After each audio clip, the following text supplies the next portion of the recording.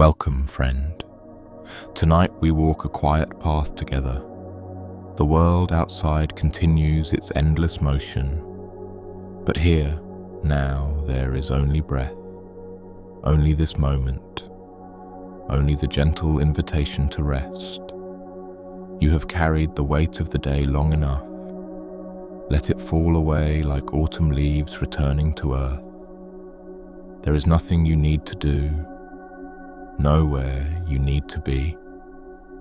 The night has arrived to hold you. Close your eyes if they are not already closed.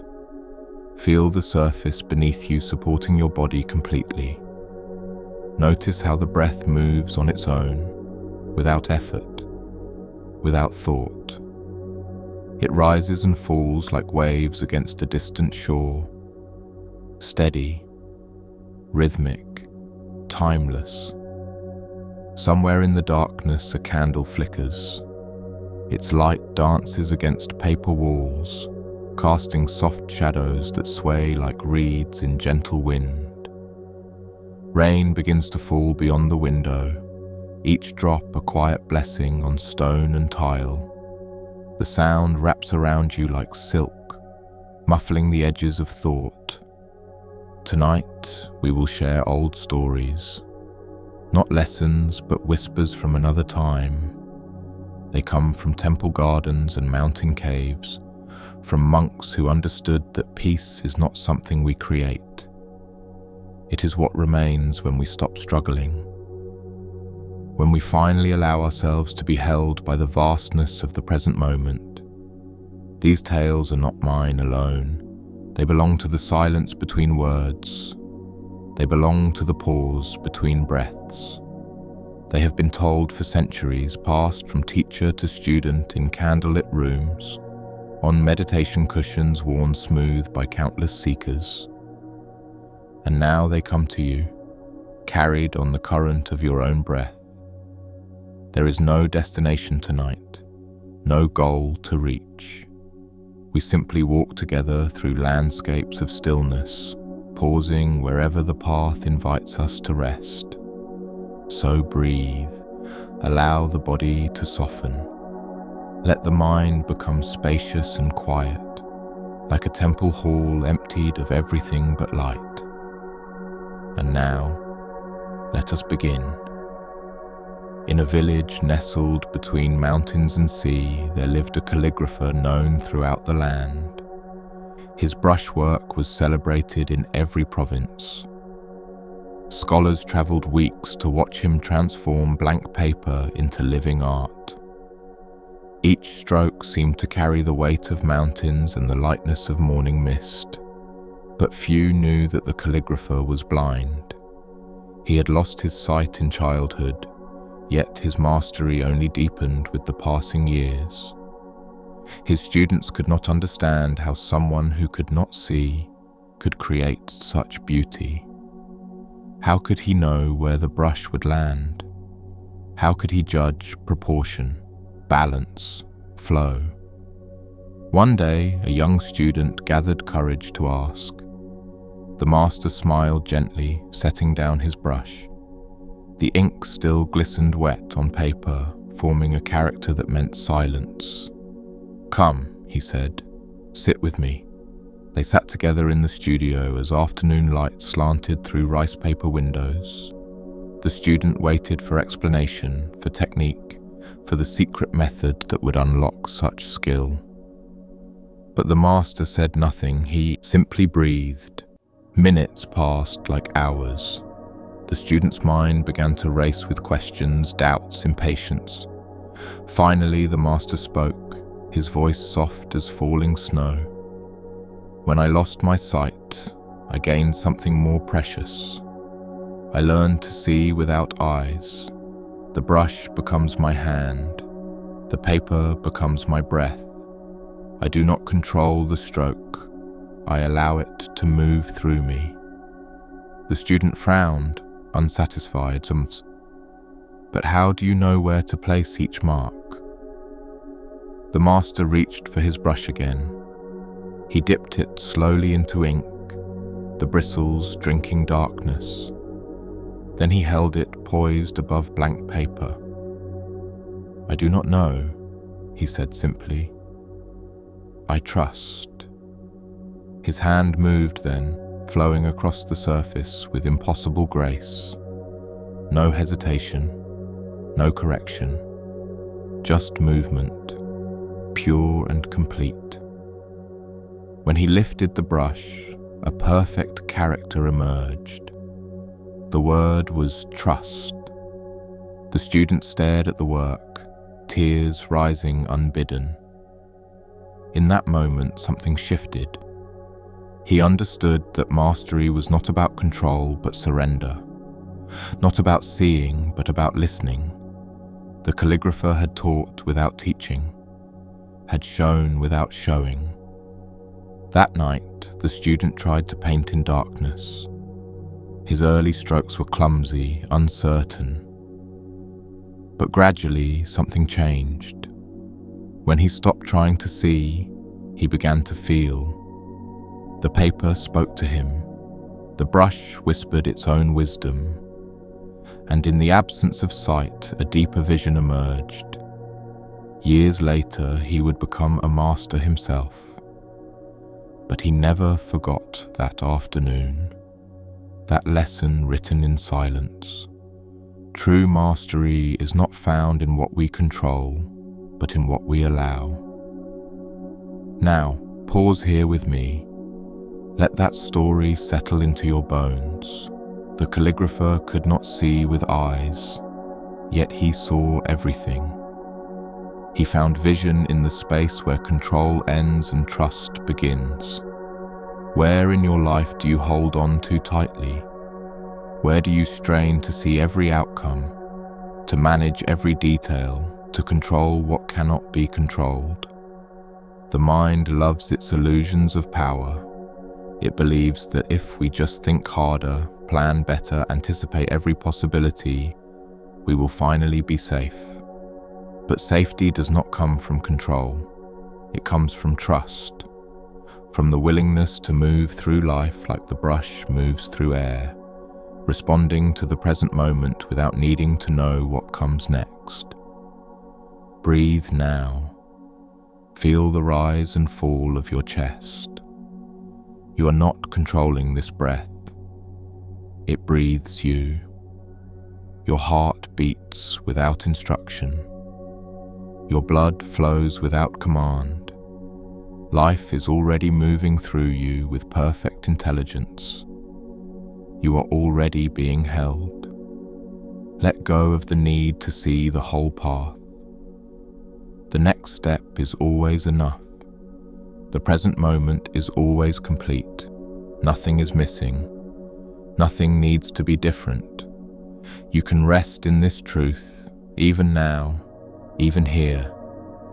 The calligrapher teaches us that when we release our grip, we discover a deeper kind of sight.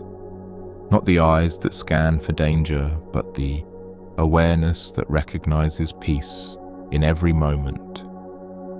That peace is here now, between your thoughts, beneath your worries, waiting to be noticed. So notice it.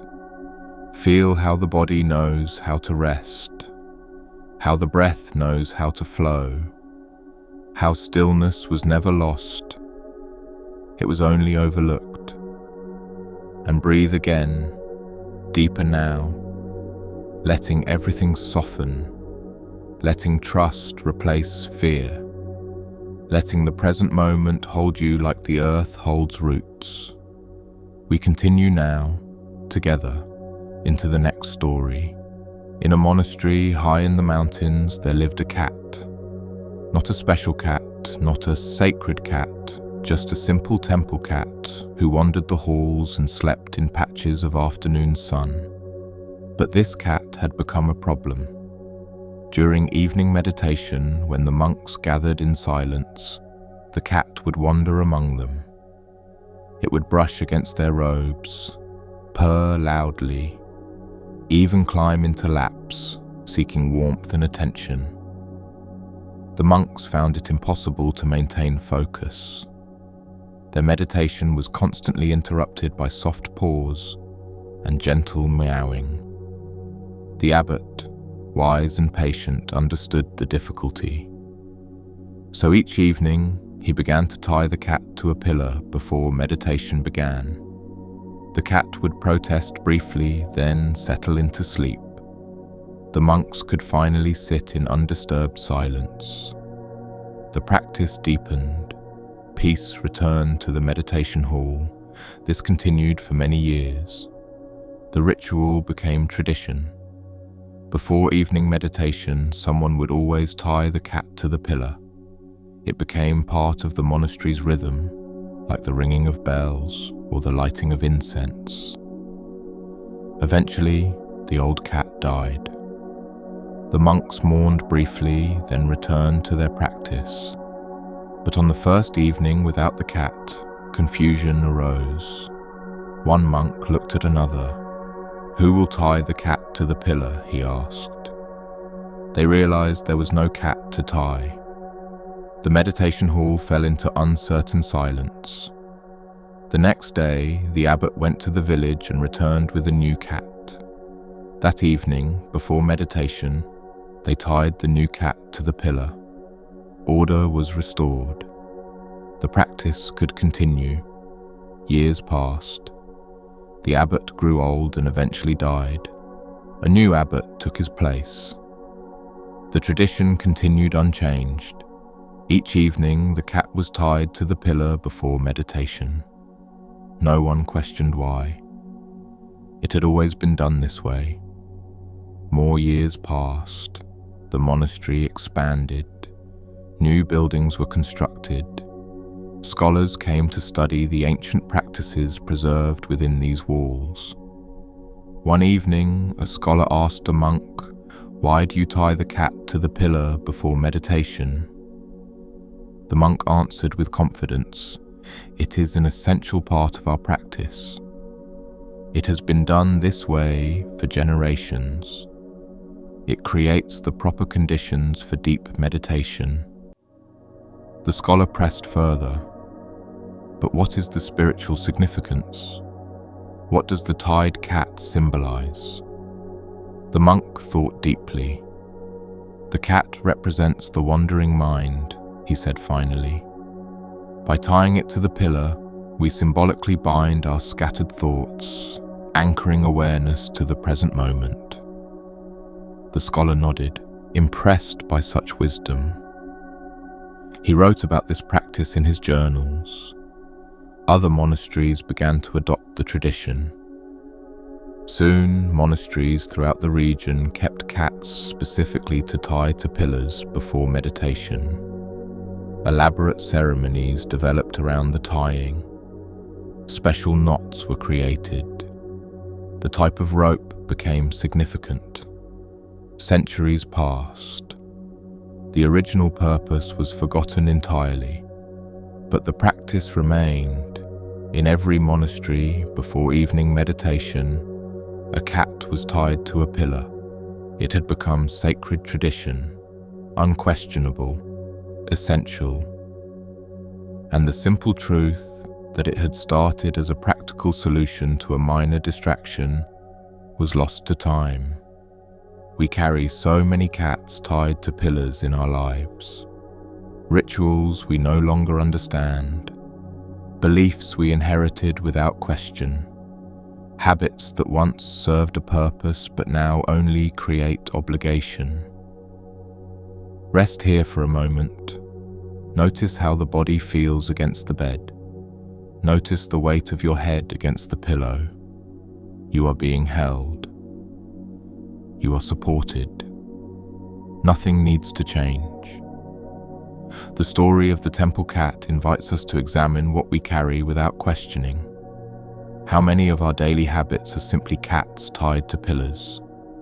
Actions we perform because they were once necessary, or because someone taught us this was how things should be done. We forget to ask, does this still serve me?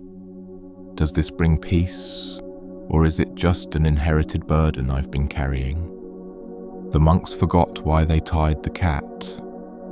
They created elaborate meaning around an accident of circumstance. And we do this too. We tell ourselves stories about why things must be a certain way. We build identity around patterns that no longer fit. We tie ourselves to pillars of our own making.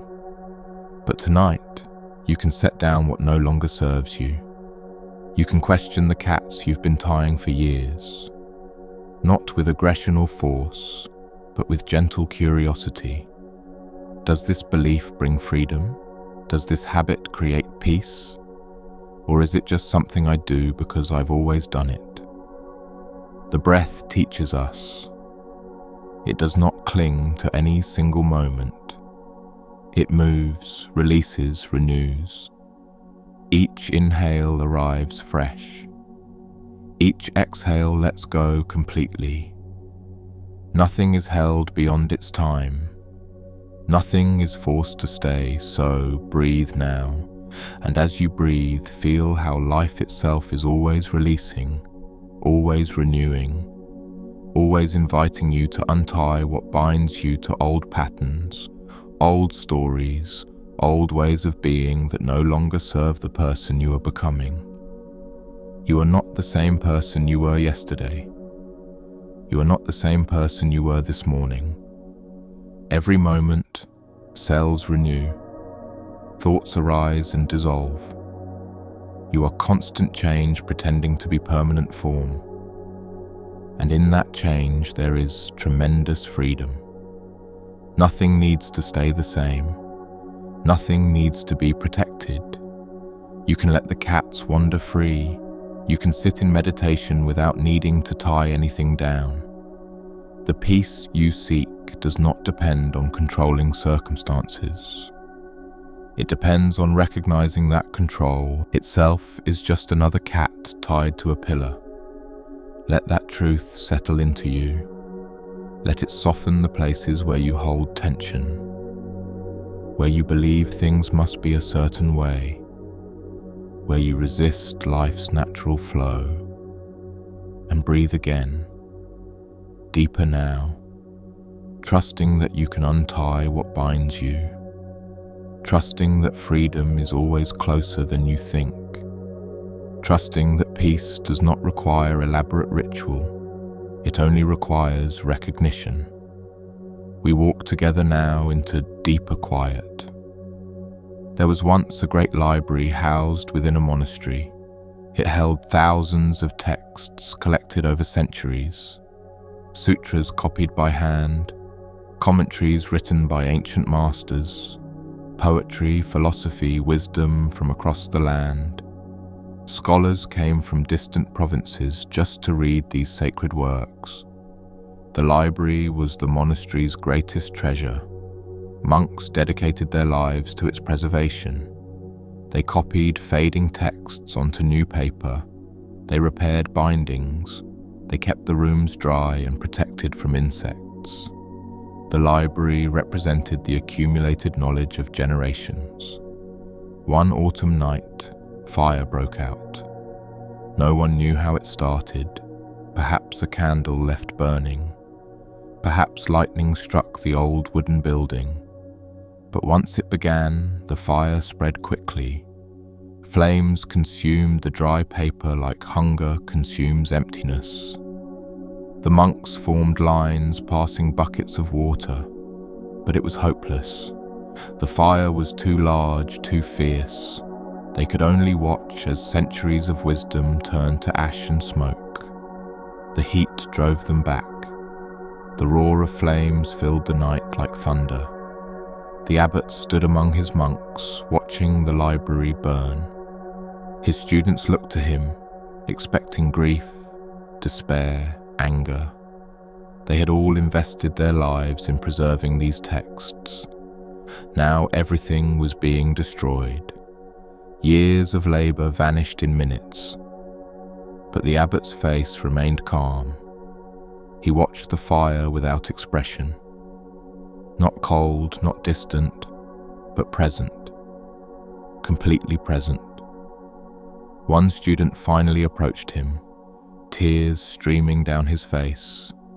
"Master," he cried, "everything is being destroyed, all the wisdom, all the teachings. How can you stand there so calmly?" The abbot turned to look at his student. His eyes reflected firelight, but held no distress. "Tell me," he said gently, "did the wisdom live in the paper or in the understanding?" The student had no answer. He watched the flames leap higher, carrying sparks into the dark sky. "We have spent years copying texts," the abbot continued. "We have memorized passages. We have debated interpretations. But the purpose of those words was never to exist on paper. It was to transform the reader, to open understanding, to point toward truth." He gestured at the burning building. "The paper is gone, but has a single truth been destroyed? Is compassion less real because its description burned? Is awareness diminished because the sutras that pointed toward it turned to ash?" The student began to understand. The library had been a tool, not the teaching itself. A finger pointing at the moon, not the moon. And they had spent centuries protecting the finger while forgetting to look at what it indicated. "What we truly learned," the abbot said, "we carry within us. It cannot be burned. It cannot be stolen. It was never dependent on paper and ink.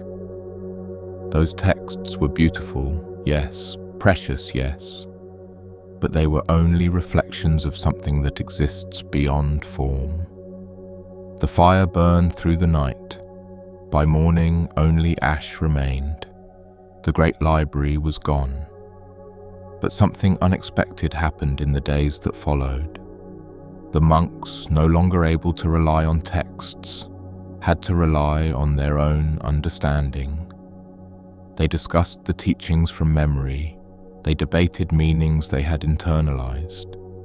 They discovered how much they had actually learned. Without the weight of preserving the past, they became more present. Without the security of having answers written down, they learned to trust their own insight. The loss of the library became the beginning of deeper wisdom. Years later, that monastery became known not for its library, but for the depth of understanding within its community. Students came not to read ancient texts, but to sit with living teachers who embodied the teachings rather than just preserving them. And the abbot, in his final years, would sometimes smile and say, "That fire was the greatest teaching I ever received. It showed me the difference between holding wisdom and being wisdom. Breathe now. Let that story wash over you like cool water." The library burned, but no truth was lost. Only paper, only form, only the container that held what was always beyond containment. We cling to so many things, believing they hold our happiness, our security, our very identity. We protect and preserve. We build walls around what we fear to lose. We spend lifetimes guarding treasure that cannot actually be taken. But what is truly ours cannot be lost. What is real within you, your capacity for love, for awareness, for peace, exists beyond circumstance. It cannot burn. It cannot be stolen. It is not dependent on anything external remaining unchanged. This does not mean loss doesn't hurt. The monks grieved their library. The abbot honored what had been destroyed. But beneath the grief, deeper than the loss, was the recognition that the essential teaching remained. What mattered could not be taken. So what are you protecting? What are you afraid to lose? What library are you guarding, believing that if it burns, something essential will be destroyed? Maybe it's a relationship, a job, a home, a version of yourself you've worked hard to build. Maybe it's a dream you've carried for years, or a belief about how life should unfold. And maybe, just maybe, that thing you're protecting is actually limiting you. Maybe it's the paper, not the wisdom, the finger, not the moon. Maybe you're so busy preserving what was that you're missing what is, what's emerging, what's trying to be born. The breath knows this, teaching. Each exhale releases completely. It lets go of what was just here, making space for what comes next. It does not hold on to old air, fearing there won't be more. It trusts the cycle. It trusts renewal. It trusts that letting go is not loss, but transformation. So breathe now. And as you breathe, practice releasing your grip on what you've been protecting, not abandoning it, not devaluing it, but holding it lightly, recognizing that even if it changes, even if it ends, even if it burns, the essential truth within you remains. You are not your circumstances.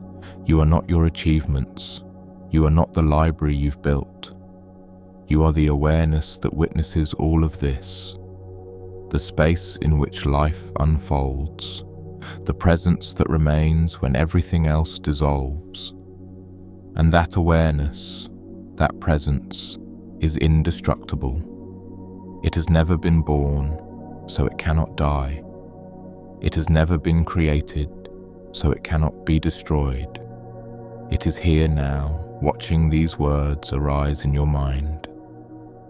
It was here before you began reading. It will be here after these words fade. That is your true nature, vast, open, free, and it cannot be taken from you no matter what burns. Rest in that truth. Let the body soften into it. Let the mind release into it. Let yourself be held by what cannot be lost. Peace is not something we create. It is what remains when we stop struggling. In a village at the edge of the kingdom, there lived a potter. Her work was unremarkable. Simple bowls for rice, plain cups for tea, functional vessels with no decoration, no artistry, no attempt at beauty. People bought her wares because they were cheap and durable, not because they desired them.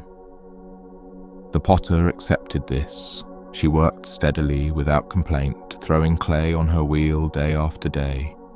She did not compare herself to the famous artists in the capital whose work graced palace tables. She simply made what she made, one bowl at a time. One day, a wealthy merchant passed through the village. He saw the potter working and stopped to watch. Her hands moved with effortless rhythm. The clay rose and fell under her fingers like breath. There was something hypnotic in the simplicity of her movement. The merchant asked to see her finished pieces. She showed him shelves of plain bowls, ordinary cups, simple plates. Nothing ornate, nothing precious. The merchant examined them carefully, turning each piece in his hands. Then he asked, "Why do you make such plain things? With skill like yours, you could create works of great beauty. You could be famous, wealthy." The potter smiled gently, her hands still wet with clay. "These bowls hold rice just as well as decorated ones," she said. "These cups hold tea just as well as painted ones. Why should I add what is not needed?" The merchant did not understand. "But don't you want your work to be admired? Don't you want recognition?" The potter returned to her wheel, centering a fresh ball of clay. "I admire the work itself," she said. "Each morning I wake grateful to touch clay. Each evening I rest satisfied with what my hands have made. If I created for recognition, I would be enslaved to others' opinions. My peace would depend on their praise. This way, I am free. The merchant thought about this. But what is the purpose of such skill if no one appreciates it? The clay appreciates it, the potter said. The person who holds the bowl appreciates it, even if they don't know why. The tea appreciates it, and I appreciate it. That is enough. She finished the bowl she was making. It was perfect in its simplicity, balanced, smooth, honest. She set it aside to dry with dozens of others just like it. The merchant stayed in the village for 3 days. Each morning he watched the potter work. He began to see what he had missed before. There was beauty in the plainness, peace in the repetition, freedom in the lack of striving. Her work was not unremarkable. It was unmarked by ego, which made it remarkable. On his final day, he purchased one of her simple bowls. He paid her normal price, though he would have paid 100 times more. He carried it back to the capital, where he used it every day for his morning rice. And each time he held that bowl, he remembered the potter. Not her name, not her face, but the teaching she had given him without words. Years later, that merchant would become known for his wisdom. People would ask him the secret of contentment. He would show them the plain bowl and say, "Find work you love. Do it fully. Let go of recognition. That is the path to peace." And somewhere in a village at the edge of the kingdom, a potter continued making simple bowls, one after another, day after day, free, complete, whole. If these teachings bring you peace, you are welcome to subscribe and return whenever you wish to rest. This space is always here, waiting like a temple garden, ready to receive you. Now let that story dissolve into silence. The potter teaches us something essential about freedom. She had released the need for recognition, the need to be seen as special, the need to prove her worth through external validation. This is perhaps the deepest liberation, to do what we do for its own sake, to create because creation itself is fulfilling, to live not for the story others will tell about us, but for the simple joy of being alive in this moment. We spend so much energy managing our image, crafting the version of ourselves we want others to see, seeking approval, fearing judgment, measuring our worth by reactions and responses. And in that constant performance, we lose touch with what is simple and true. The potter's bowls were plain because they needed nothing added. They were complete as they were. And maybe you are too. Maybe you don't need to become anything other than what you are. Maybe all the decoration you've been adding, the achievements, the status, the careful presentation, is just obscuring the simple beauty that was already there. Breathe into that possibility. What would it feel like to stop performing, to stop seeking recognition, to do what you do simply because it's what you do, without needing anyone else to witness or validate or applaud? The relief would be enormous. The freedom would be absolute. You would no longer be at the mercy of others' opinions. Your peace would not depend on their praise.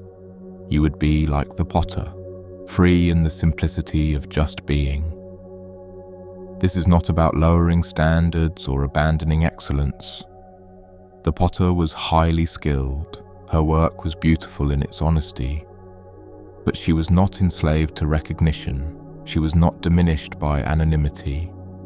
She knew her own worth, independent of the world's validation. And you can know yours too. Not as something you have to prove or earn or defend, but as something already present, already complete, already whole. You are not made valuable by achievement. You are not made worthy by recognition.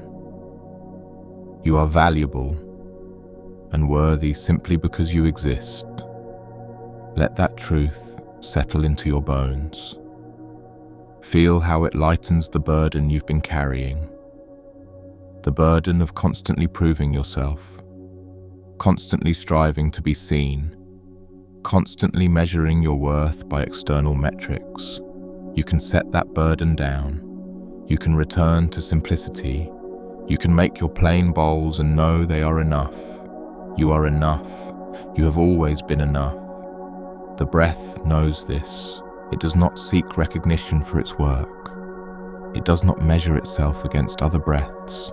It simply moves in and out, faithful and constant, doing what it does because that is its nature. So breathe now, and let each breath be a return to this simple truth. You are here. You are alive.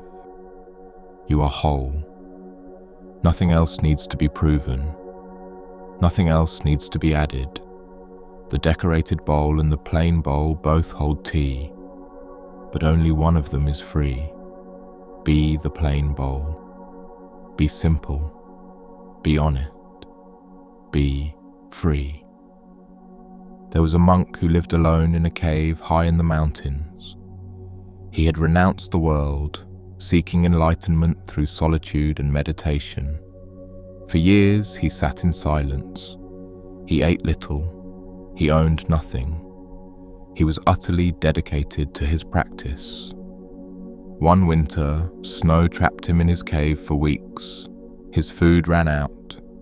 He grew weak from hunger, but he did not break his meditation. He sat through the discomfort, accepting it as part of his path. This, he told himself, was true dedication. When spring finally came, a traveler found him near death. The traveler shared his food and helped the monk recover. As they sat together by a small fire, the traveler asked, "Why did you not come down from the mountain when food ran out?" The monk answered proudly, "I was in deep meditation. I could not break my practice for something as mundane as food." The traveler was quiet for a long moment. Then he said, "Tell me, what were you meditating on?" "On emptiness," the monk replied, "on the illusory nature of the self, on transcending physical needs." "I see," the traveler said. He poked at the fire with a stick. "And did you transcend them?" The monk hesitated. I almost died." "Yes," the traveler agreed. "You almost died. Not from enlightenment, but from stubbornness. You mistook suffering for practice. You confused harming yourself with transcending yourself." The monk felt anger rise. "What would you know of spiritual practice? You are just a traveler, concerned with worldly things." The traveler smiled gently. "I am concerned with staying alive. I am concerned with not creating unnecessary suffering. These seem like spiritual concerns to me." He offered the monk more food. "Eat. Let your body heal. The body is not separate from enlightenment. It is the vessel through which enlightenment is expressed." The monk refused the food, still proud, still certain of his superior understanding. But as days passed and his strength returned, he began to question his certainty. He had been so focused on transcending the body that he had forgotten to honor it, so dedicated to rising above human needs that he had nearly destroyed the very instrument of his awakening. One morning he asked the traveler, "How do you practice?" The traveler was cooking rice over the fire. "I walk when I walk," he said. "I eat when I eat. I sleep when I sleep. I do not add anything extra." "But that is not spiritual practice," the monk protested. "That is just living." "Yes," the traveler agreed, stirring the rice. "Just living, fully, completely, without resistance. without trying to be somewhere else, without trying to be someone else. Is this not what all the teachings point toward? The monk had no answer. He had spent years trying to escape life, believing enlightenment was somewhere beyond the present moment, somewhere above human experience. But the traveler lived completely in each moment, and there was more peace in his simple actions than in all the monk's years of meditation. Before the traveler left, he gave the monk one final teaching. "The mountain is beautiful," he said, "but if you stay here trying to transcend the world, you will miss the world entirely. Enlightenment is not found in escaping life. It is found in embracing life so completely that the separation between you and life dissolves." The monk watched the traveler walk down the mountain path. He sat alone in his cave for another week, contemplating what he had learned. Then he gathered his few possessions and walked down the mountain himself. He returned to the village. He helped farmers plant rice. He carried water for elderly neighbors. He played with children in the street. And in these simple, ordinary acts, he found what all his years of isolation had failed to reveal. He found presence. He found connection. He found peace. The cave remained empty. Years later, other seekers would find it and wonder about the monk who had lived there. Some would try to continue his practice of extreme isolation. But the monk himself would tell anyone who asked, "I went up the mountain to escape the world. I came down the mountain to discover that the world and enlightenment were never separate. The sacred is not somewhere else. It is here in every ordinary moment, waiting to be noticed." Rest now in the truth of that story. The monk confused suffering with spirituality. He believed that peace required escape from life. But peace is not found in escaping life. It is found in embracing life completely. So many spiritual teachings become invitations to disconnect, to rise above, to transcend, as if being human was something to overcome, as if the body, with its needs and desires, was an obstacle to enlightenment rather than its very expression. But you are not here to escape being human. You are here to be fully human, to feel everything, to experience everything, to show up completely for this extraordinary gift of existence. The enlightenment you seek is not somewhere else. It is here in the body that breathes without your instruction, in the heart that beats without your command, in the aliveness that permeates every cell. When you try to transcend the body, you create unnecessary suffering. When you deny your needs, you do not become more spiritual, you become more fragmented. The path is not about rejecting part of yourself. It is about including everything, honoring everything, recognizing that the physical and the spiritual are not separate realms, but different expressions of the same sacred life. So breathe into your body now. Feel its intelligence, feel its wisdom. Feel how it knows exactly how to heal, how to rest, how to renew. It does not need your management. It needs your partnership, your trust, your respect. The body is not your enemy. It is your oldest friend. It has carried you through every experience. It has processed every emotion. It has been faithful and constant even when you have ignored it, pushed it, demanded more than it could give. And still it serves you. Still it breathes, still it beats. Still it tries to bring you home to balance. Honor it now. Thank it. not with words, but with attention. Feel the places where tension lives, the shoulders that carry so much, the jaw that clenches with worry, the stomach that tightens with stress, and breathe into those places, not to fix them, but to acknowledge them, to say, I see you, I feel you. You are not wrong, you are not broken, you are simply responding to life.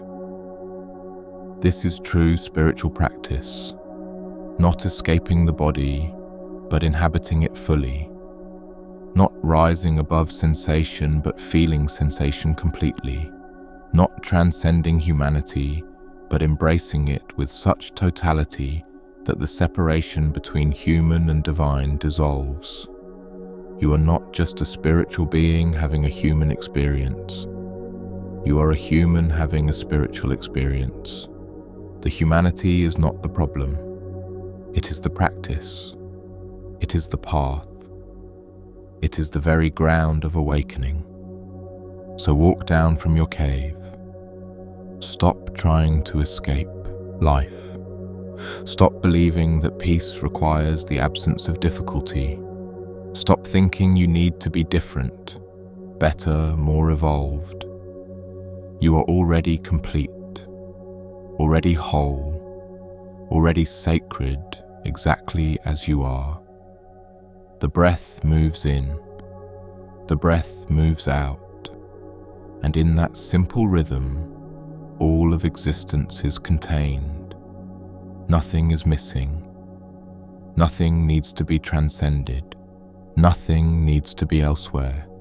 Here, now, this, always this, only this, breath after breath, moment after moment, the invitation to be fully present for the gift of being alive.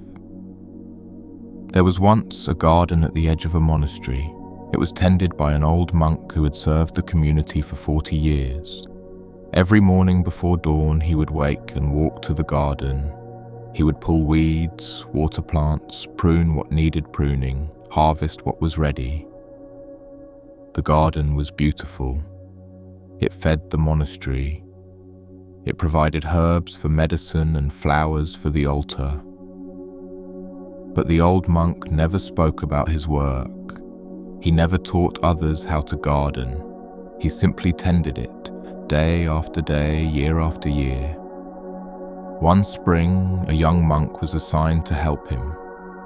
The young monk was eager to learn. He asked constant questions. Why do you plant the tomatoes here? Why do you cut the branches this way? What is the secret to making things grow? The old monk answered each question simply. I plant them here because this spot gets morning sun.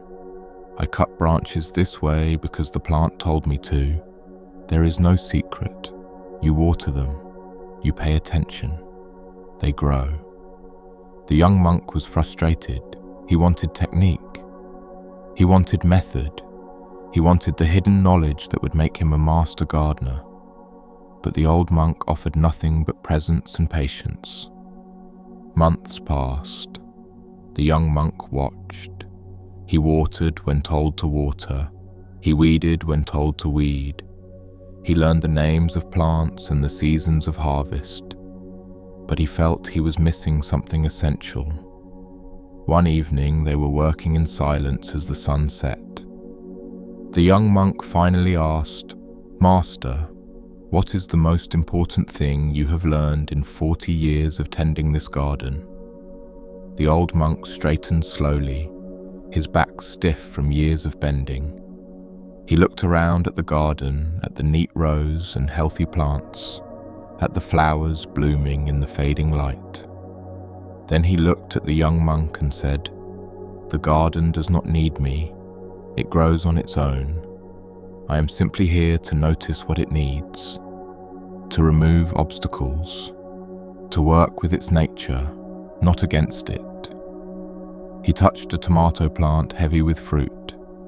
I do not make the tomatoes grow. I cannot force them to ripen.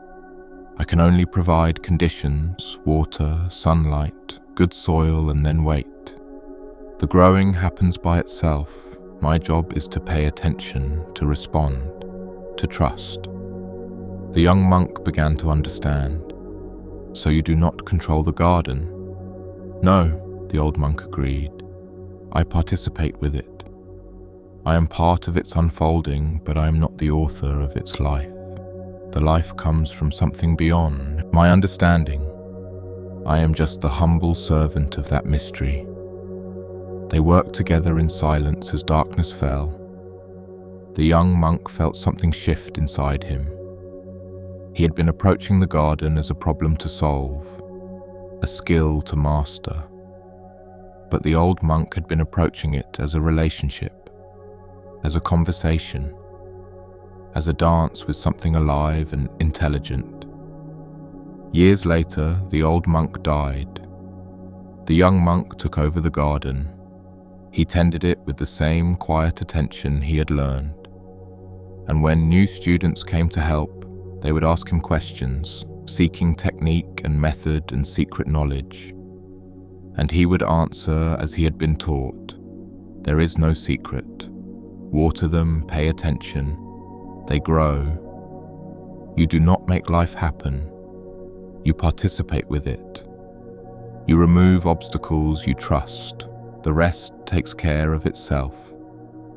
The garden continued to flourish, not because of mastery or control, but because someone paid attention, because someone showed up day after day, because someone understood that growth is not forced, it is welcomed, it is served, it is allowed. Let that teaching settle into your breath. The garden grows on its own. You do not make life happen through effort and control. You participate with it. You remove obstacles, you create conditions. You trust. This is true for your own growth as well. You cannot force yourself to change. You cannot control the timing of your transformation. You can only pay attention. You can only notice what you need. You can only remove the obstacles, the beliefs, the patterns, the resistances that prevent your natural unfolding. You are like the garden. Life is already trying to grow through you, trying to express itself through your unique form, trying to bloom and fruit and become whatever it is meant to become. Your job is not to control this process. Your job is to get out of the way, to stop forcing, to stop pushing, to stop believing you are in charge of your own becoming. The breath knows this. You do not make yourself breathe. You do not control when the inhale becomes exhale. You simply allow it. You participate with it. You remove the obstacles, the tension, the holding, the shallow restriction, and let the breath breathe itself. So what obstacles are you creating? What are you trying to control that would flourish if you simply stepped back? Where are you forcing growth instead of allowing it? Where are you so busy doing that you've forgotten how to be? The old monk showed up every day. He paid attention. He served the garden's needs. But he did not mistake his presence for control. He understood that something far greater than his individual will was at work. Something intelligent, something purposeful, something that knew exactly how to unfold. You can trust that same intelligence within yourself. Your body knows how to heal. Your psyche knows how to integrate. Your spirit knows how to awaken. These are not processes you control. They are processes you allow. Processes you serve. Processes you create space for by removing the obstacles of fear and resistance and the desperate need to manage every outcome. So breathe now. And as you breathe, feel into the places where you are trying too hard, where you are forcing, where you are striving and pushing and exhausting yourself in the effort to make something grow, and see if you can soften there. See if you can let go. See if you can trust that growth happens on its own when conditions are right. Water yourself with kindness. Give yourself the sunlight of attention. Tend the soil of your inner life with patience and care. Remove the weeds of harsh judgment. Prune away what no longer serves. And then wait. Trust. Allow. The growing happens by itself. Your job is simply to notice what is needed, to show up, to participate, to trust the intelligence that beats your heart and breathes your breath and grows you into who you are becoming. You do not need to know how it all works. The garden does not understand photosynthesis, yet it grows. You do not need to control every variable. You need only to pay attention, to respond with care, and to trust the process. This is the great relief. You are not in charge of your own becoming. You are simply the space in which becoming happens. And when you release the burden of control, when you stop trying to force and manage and micromanage your own growth, something miraculous occurs. You bloom, naturally, effortlessly, exactly as you are meant to, in your own time, in your own way, perfect in your unfolding. In a village by the sea, there lived a fisherman. Every morning before dawn, he would take his small boat out past the breakers. He would cast his nets and wait. Some days he caught many fish. Some days he caught few. Some days he caught nothing at all. But the fisherman never complained. When the nets came up full, he was grateful. When they came up empty, he was equally grateful. The village people could not understand this. They would see him return with no fish and say, "Bad luck today." But he would smile and say, "Good luck. The sea is teaching me patience." One day, a wealthy man came to the village. He was tired of city life and wanted to learn simplicity. He heard about the fisherman who was always grateful, always at peace. He sought him out. "Teach me your secret," the wealthy man said. "How do you maintain such contentment? Even when you fail, you seem happy." The fisherman was mending his nets on the beach. "I do not fail," he said simply. "Some days the sea gives fish, some days it does not, but I never fail at being present for whatever the sea offers." The wealthy man did not understand. But you need fish to sell, you need money to live. What do you do when the sea gives nothing? "I do what is needed," the fisherman said. "I mend nets. I help other fishermen. I sit with my family. There is always something to do, something to appreciate. The empty net does not make the day empty." "But don't you worry," the wealthy man pressed. "Don't you fear poverty?" The fisherman looked up from his work. "I fear nothing because I grasp nothing. When the net is full, I don't think I am rich. When the net is empty, I don't think I am poor. I am simply a fisherman, doing what fishermen do. The sea's generosity or withholding does not change who I am." The wealthy man sat down on the sand. "I have spent my life grasping," he said quietly, "trying to secure every outcome, control every variable, and yet I am miserable, while you who controls nothing are at peace." "Peace comes from surrender," the fisherman said. "Not the surrender of giving up, but the surrender of letting go. I cannot control the sea. I cannot make the fish come to my nets. I can only show up, do my work, and accept what comes. This is not resignation, it is respect. Respect for forces larger than my will." The wealthy man stayed in the village for a month. Each morning he went out in the boat with the fishermen. Some days they caught fish, some days they didn't. And slowly the wealthy man began to understand. The fisherman's peace came not from the contents of the net, but from his relationship with the process. He did not measure success by outcome. He measured it by presence, by showing up, by doing his work with care, by accepting whatever resulted. On his last day in the village, the wealthy man said, "I came here thinking you would teach me to be content with less, but you have taught me something else. You have taught me that contentment does not come from having less or having more.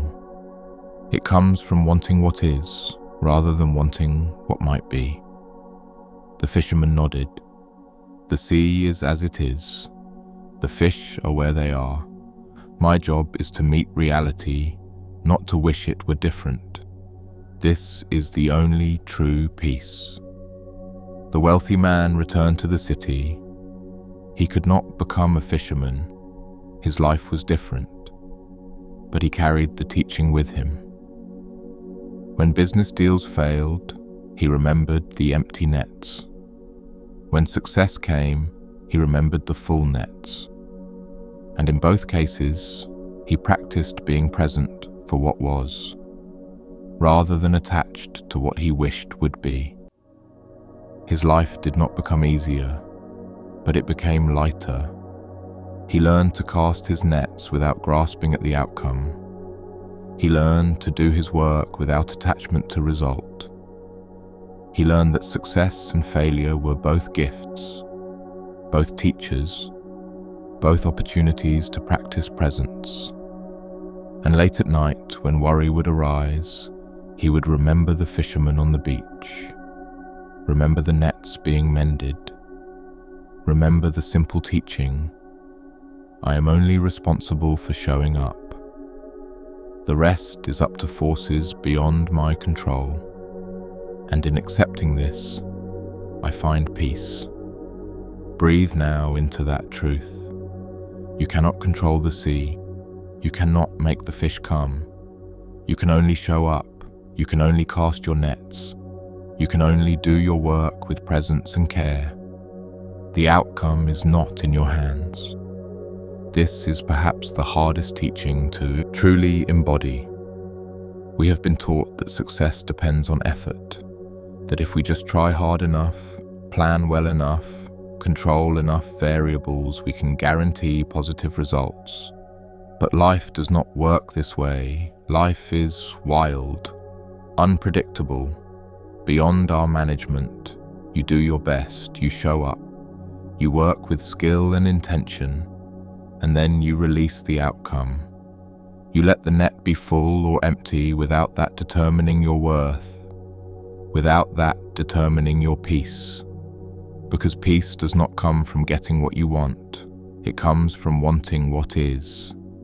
This is not passivity. The fisherman still went out every morning, still cast his nets, still did his work, but he was not attached to the result. He participated fully in the process without being enslaved by the outcome.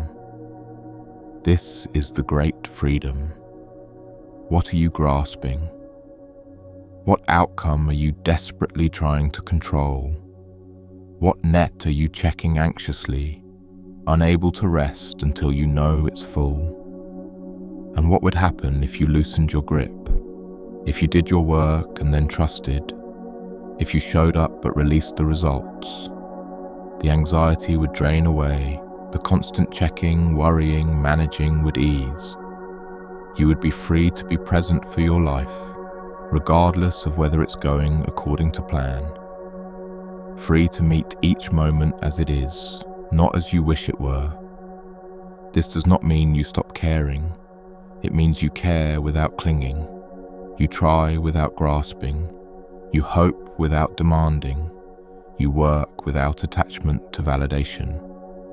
This is mature engagement with life. This is wisdom. The breath teaches this constantly. It does not grasp at the next inhale. It does not worry whether exhale will come.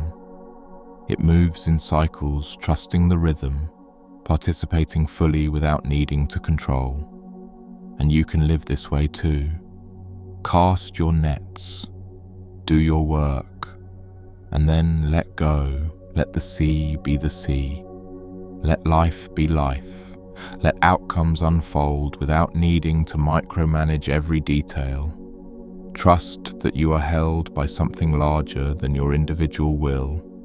Trust that even empty nets are teaching you. Even loss is growth. Even failure is information. You are not defined by your successes or your failures. You are defined by your presence, by your willingness to show up, by your capacity to meet life with openness rather than resistance. This is all you can control. This is all you need to control. So breathe. And in the breathing, practice letting go. Practice trusting. Practice being present for whatever comes. Full nets or empty nets. Success or failure. Joy or sorrow. All of it met with the same open awareness. All of it accepted as part of the vast mystery you are swimming in. You are the fisherman. Life is the sea. And peace comes not from controlling the waves, but from learning to flow with them. There was once a bamboo forest at the edge of a kingdom. It was dense and dark, with ancient groves that had stood for centuries. The villagers feared the forest. They told stories of spirits that lived among the bamboo, of travelers who entered and never returned. But there was one path through the forest. It was narrow and winding, barely visible. Those who needed to cross would hire a guide, an old woman who had lived at the forest's edge all her life. She knew every turn of the path. She had walked it thousands of times. One day, a young scholar needed to cross. He hired the old woman as guide. As they entered the forest, darkness closed around them. The bamboo creaked in the wind.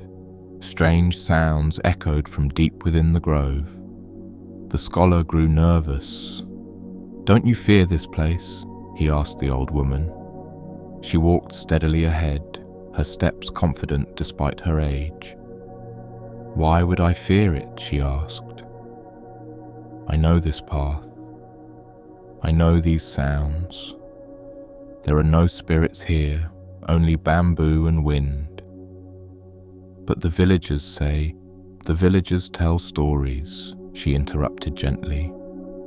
"Stories born from not knowing. When you do not know something, fear fills the space. When you know it intimately, fear has nowhere to live." They walked in silence. The scholar tried to follow her confident pace, but he kept startling at every sound. A rustling in the undergrowth, a creak from above, the constant whisper of bamboo leaves. After an hour, they stopped to rest. The scholar said, "How did you come to know this path so well? Were you not afraid when you first entered?" The old woman smiled. "Of course I was afraid. The first time I walked this path, I was terrified. I jumped at every sound. I saw threats in every shadow. But I had to cross. My mother was sick in the village on the other side. So I walked, afraid, and I arrived safely." "And the second time?" the scholar asked. "The second time I was still afraid, but slightly less. I recognized some landmarks. I knew that certain sounds were just bamboo moving. My fear shrank a little, and again I arrived safely. And now? Now there is no fear. I have walked this path so many times that it is like walking through my own home. The bamboo are old friends.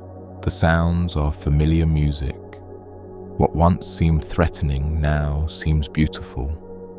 The darkness that frightened me now feels peaceful. The scholar thought about this. So familiarity removes fear?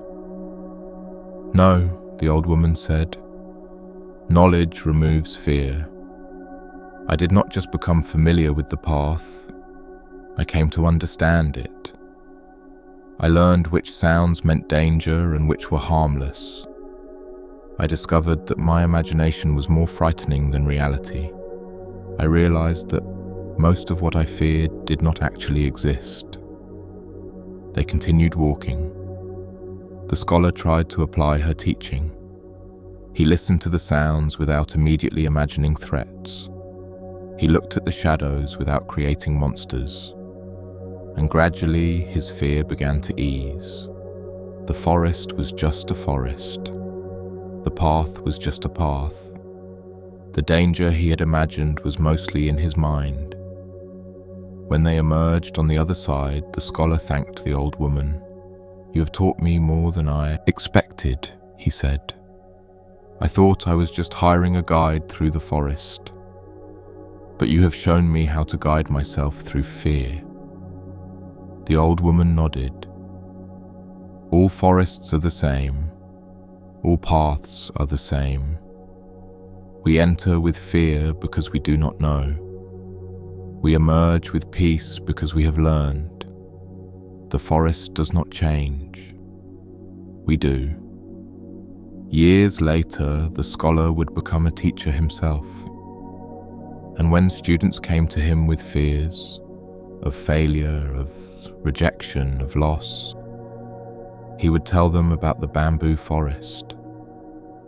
"Walk through your fear," he would say. "Not once, but many times. Each journey will teach you something. Each crossing will make you stronger. And eventually, what once terrified you will become familiar. Even beautiful, even home. Rest now in that truth. What terrifies you is often just unfamiliarity, just not knowing, just the stories your mind creates in the darkness. The actual thing you fear is rarely as dangerous as your imagination makes it. Fear is the mind's response to the unknown. It fills gaps in knowledge with worst-case scenarios. It creates threats that don't exist. It magnifies small dangers into existential ones. And we believe these stories. We believe our fear is telling us truth, when often it's just revealing how little we actually know.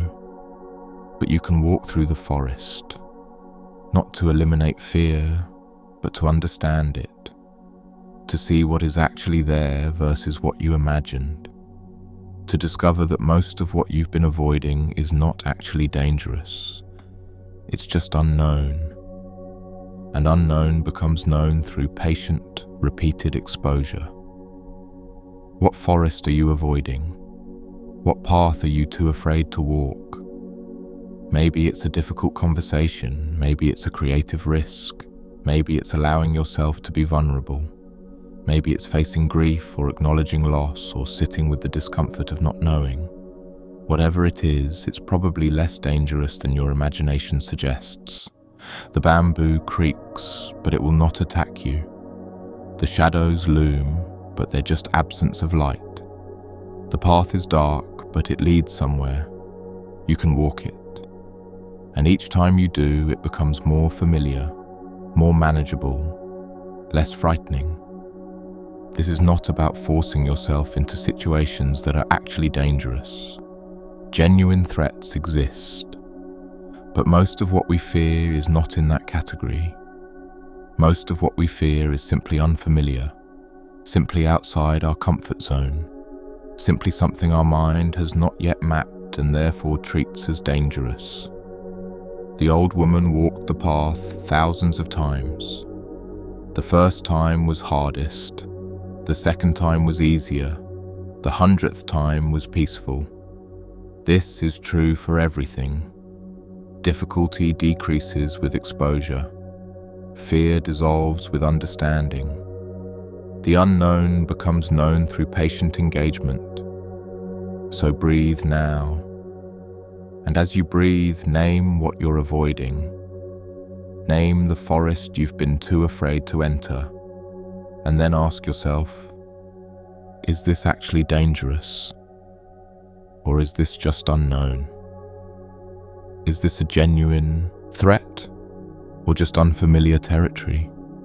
And if it's just unknown, just unfamiliar, you can begin walking, not rushing, not forcing, just taking one step, then another, learning as you go, discovering that the path, while dark, is still a path, that the forest, while dense, does not devour travelers, that fear, while present, does not have to determine your choices.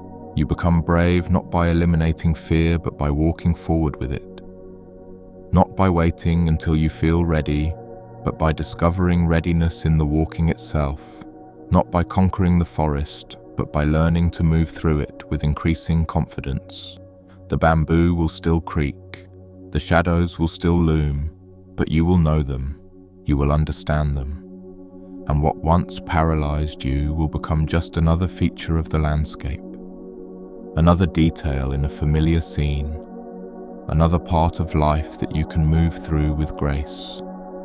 Peace comes not from avoiding what frightens us, but from learning to meet it, to walk the path, to trust that we can handle more than we think, to discover that the monsters in the forest are usually just stories we've been telling ourselves in the dark. Walk through, keep walking. The path is there, and you are stronger than your fear suggests. In a monastery, there was a bell. It was old, cast centuries ago, with a deep, rich tone that could be heard for miles. Every day at dawn and dusk, a monk would ring the bell. Its sound marked the rhythm of monastery life. One year, a new monk arrived. He was young and enthusiastic, eager to contribute. He asked the abbot for a responsibility. "Let me ring the bell," he said. "I will do it faithfully. I will honor the tradition." The abbot agreed. The next morning, the young monk woke before dawn. He climbed the bell tower with reverence. He gripped the rope and pulled. The bell rang out, clear and strong. He felt pride in his task. This was his contribution, his purpose. Days became weeks, weeks became months. Every dawn, every dusk. The young monk climbed the tower and rang the bell. At first, he maintained his reverence. He paid attention to each pull of the rope. He listened to the tone. He felt grateful for the task. But gradually, something shifted. The task became routine, then duty, then burden. He began to resent waking so early. He rushed through the ringing without care. He pulled the rope mechanically, without attention, already thinking about what came next. One evening, the abbot climbed the tower with him. He watched the young monk pull the rope carelessly. The bell rang, but the tone was harsh, rushed, empty. "Do you hear that?" the abbot asked. The young monk was puzzled. "Hear what?" "The bell's voice," the abbot said. "It is trying to tell you something." The young monk listened more carefully to the next ring. "It sounds the same as always," he said. "No," the abbot said gently. "It sounds like resentment, like obligation, like someone performing a task they no longer care about. The bell can only ring with the quality of attention you bring to it." The young monk felt shame. "But I ring it every day, exactly on time. I am faithful to the schedule." "You are faithful to the schedule," the abbot agreed. "But you are not present to the task. There is a difference between doing something and being with something. You have been doing the ringing, but you have not been with the bell. The abbot gestured to the rope. Try again. But this time, before you pull, take 3 breaths. Feel the rope in your hands. Remember why this bell exists, to call people to awareness, to mark sacred moments, to remind the village that something greater exists beyond their daily concerns. And then ring it with that understanding. The young monk did as instructed. He took 3 breaths. He felt the rope. He remembered the purpose. And when he pulled, the tone was completely different. Rich, full, resonant. The sound seemed to fill not just the air, but something deeper. It touched something beyond sound. Tears came to his eyes. He had been ringing the bell for months, but had never truly heard it until now. This is the practice, the abbot said quietly. Not just ringing a bell, but being present for the ringing. Not just walking, but being present for the walking. Not just breathing, but being present for the breath. When you are fully here, everything transforms. The most ordinary task becomes sacred. The most routine moment becomes fresh. You do not need to change what you do. You need to change how you are with what you do. From that day forward, the young monk approached the bell differently. Each time he took 3 breaths first. Each time he felt the rope. Each time he remembered the purpose. And each time the bell rang with presence, with care, with love. The villagers began to notice. They would hear the bell and feel something different. A call not just to awaken from sleep, but to awaken to life. A reminder not just of time passing, but of time as gift. And when people asked what had changed, the monk would say, "I am here now. I am finally here." Let that truth settle into your breath. Presence transforms everything. The same task performed with attention becomes sacred. The same moment met with full awareness becomes profound. You spend so much of your life on autopilot, going through motions, performing tasks while your mind is elsewhere. You eat without tasting. You walk without feeling your feet touch the ground. You speak without really listening. You move through entire days half asleep, present in body, but absent in awareness. And life becomes dull. Even beautiful moments lose their luster when you're not actually present for them. The bell still rings, but you don't hear it. The sun still rises, but you don't see it. Love still exists, but you don't feel it. Not because these things have changed, but because you're not here to receive them. But you can return, right now, in this breath. You can come back to presence, not through grand effort or dramatic transformation, but through simple attention, through taking 3 breaths before you act, through feeling the rope in your hands, through remembering why you're doing what you're doing. What task have you been performing on autopilot? What part of your life have you stopped being present for? Maybe it's your morning routine. Maybe it's your work. Maybe it's your relationships. Maybe it's just the act of being alive, breathing, existing.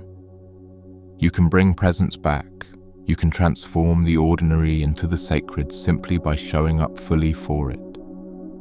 The same breakfast tasted with attention becomes a feast. The same walk taken with awareness becomes a pilgrimage. The same conversation held with true listening becomes communion.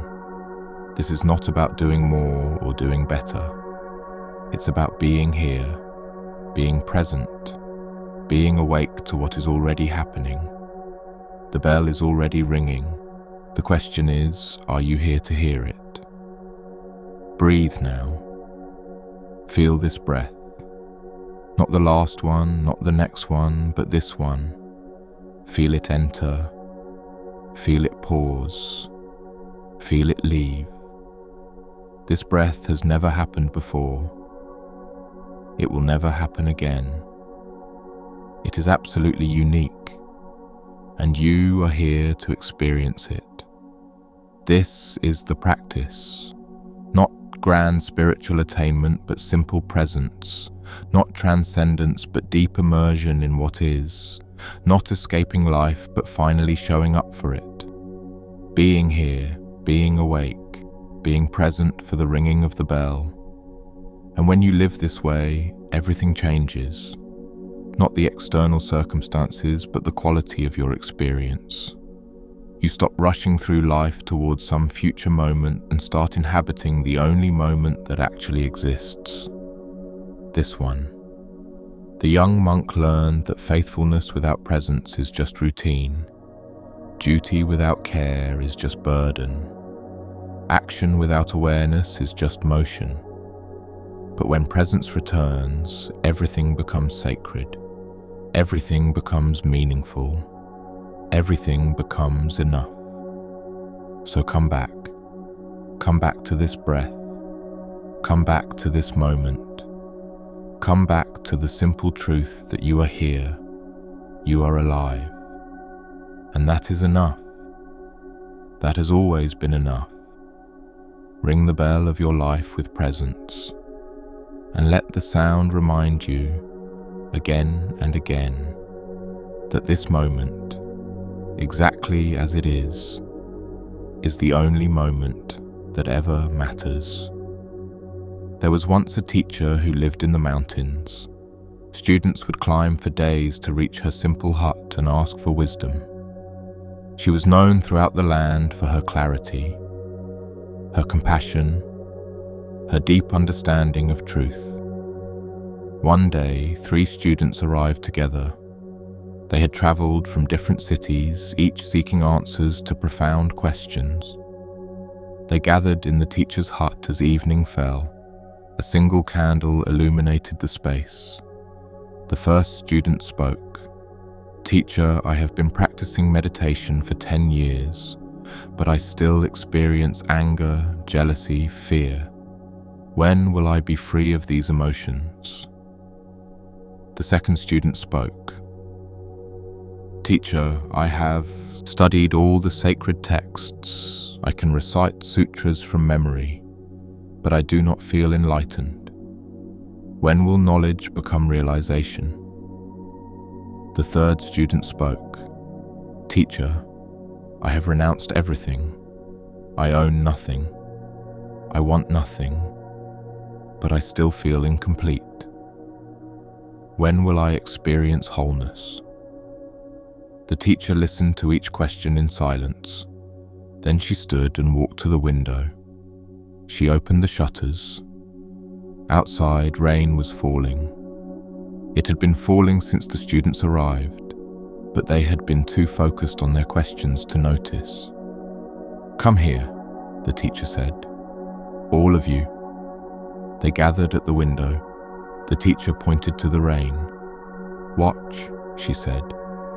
They watched the rain fall. It fell on stones, it fell on trees, it fell on the path they had climbed.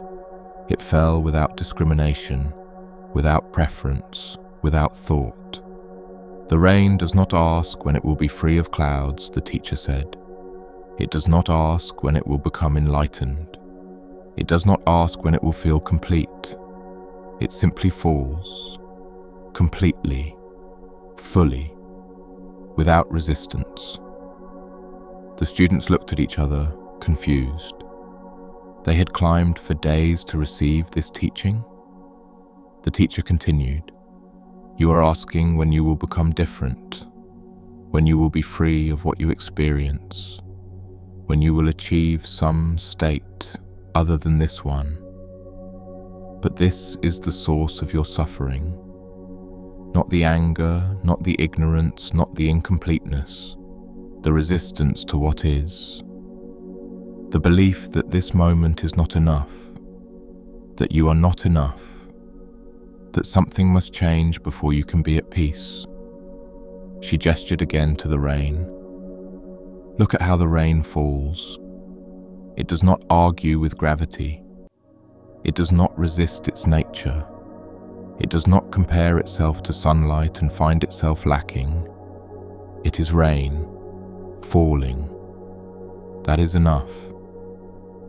The first student asked, "So I should accept my anger? Not try to change it?" "Accept that anger arises," the teacher said. "See it clearly. Feel it fully. But do not identify with it. You are not the anger.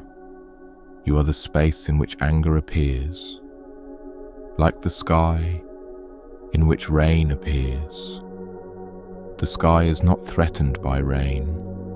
It does not resist rain. It simply allows rain to move through it. You can do the same with emotions." The second student asked, "So my knowledge is useless?" "Knowledge is a tool," the teacher said. "But you have mistaken the tool for the goal.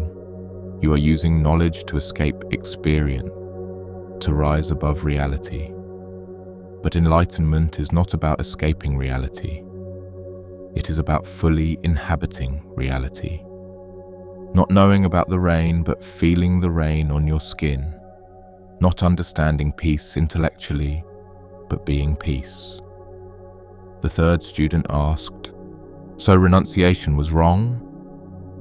"Renunciation of possessions is easy," the teacher said. "But you have not renounced the deepest possession, the idea that something is wrong with this moment, the idea that you need to become someone else, the idea that peace is somewhere other than here. Let go of that. That is true renunciation." The three students sat in silence. The rain continued to fall. They listened to its rhythm. They felt its presence. And slowly, something shifted. They stopped asking when they would be different. They stopped analyzing their experience. They stopped seeking. And in that stopping, something simple and true revealed itself. They were already here. They were already whole. They had always been enough. The seeking itself was the only obstacle. Before they left, the teacher gave them one final teaching. When you return to your lives, remember the rain. When emotions arise, be the sky. When thoughts appear, be the space. When life happens, be present, not waiting for some other moment, not seeking some other state. Just here, just now, just this. The students bowed and departed, and though their questions had not been answered in the way they expected, something had fundamentally shifted. They understood now that the answer was not in some future achievement. It was in the willingness to stop seeking and simply be, to fall like rain, completely, without resistance, without the need to be anything other than what they were. Breathe now into that teaching. You are already whole, already complete, already everything you need to be. The seeking itself is the only obstacle, the belief that something is missing, the conviction that you need to change before you can be at peace. But you are like the rain. You are an expression of nature, unfolding exactly as you should. Your emotions are weather patterns, not your identity.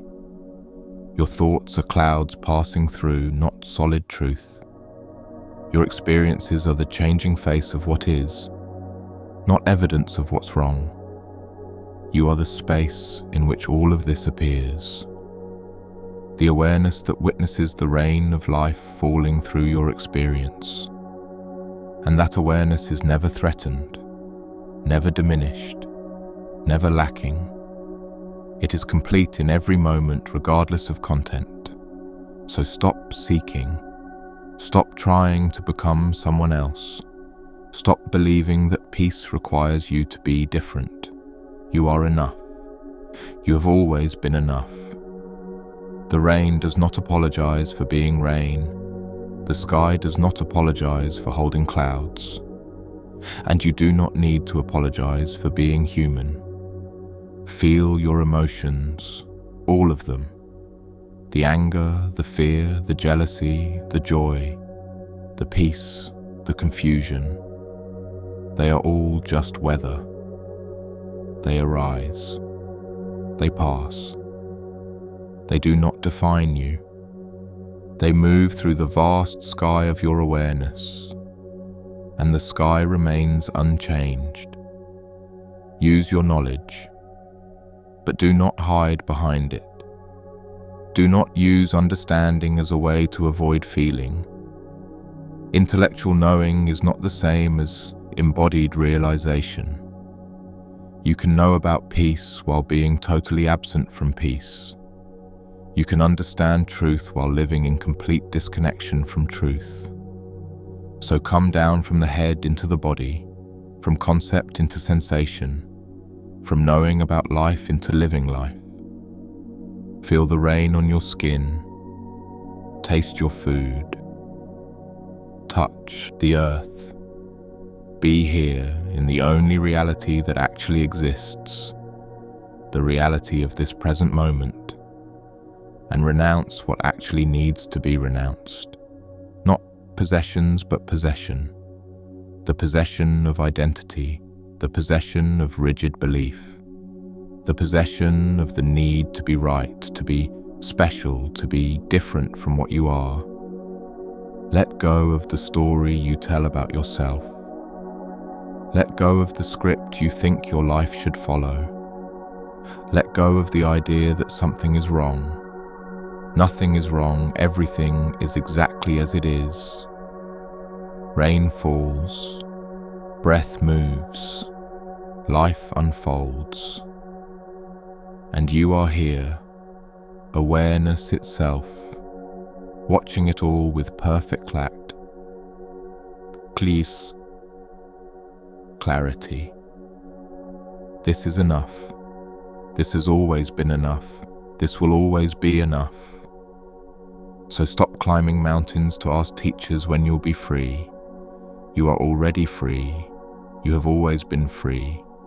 You only need to notice, to stop, to rest in what you already are. Be the sky, be the space, be the awareness, and let the rain of life fall through you without resistance, without needing it to be different, without waiting for some other moment to finally be at peace.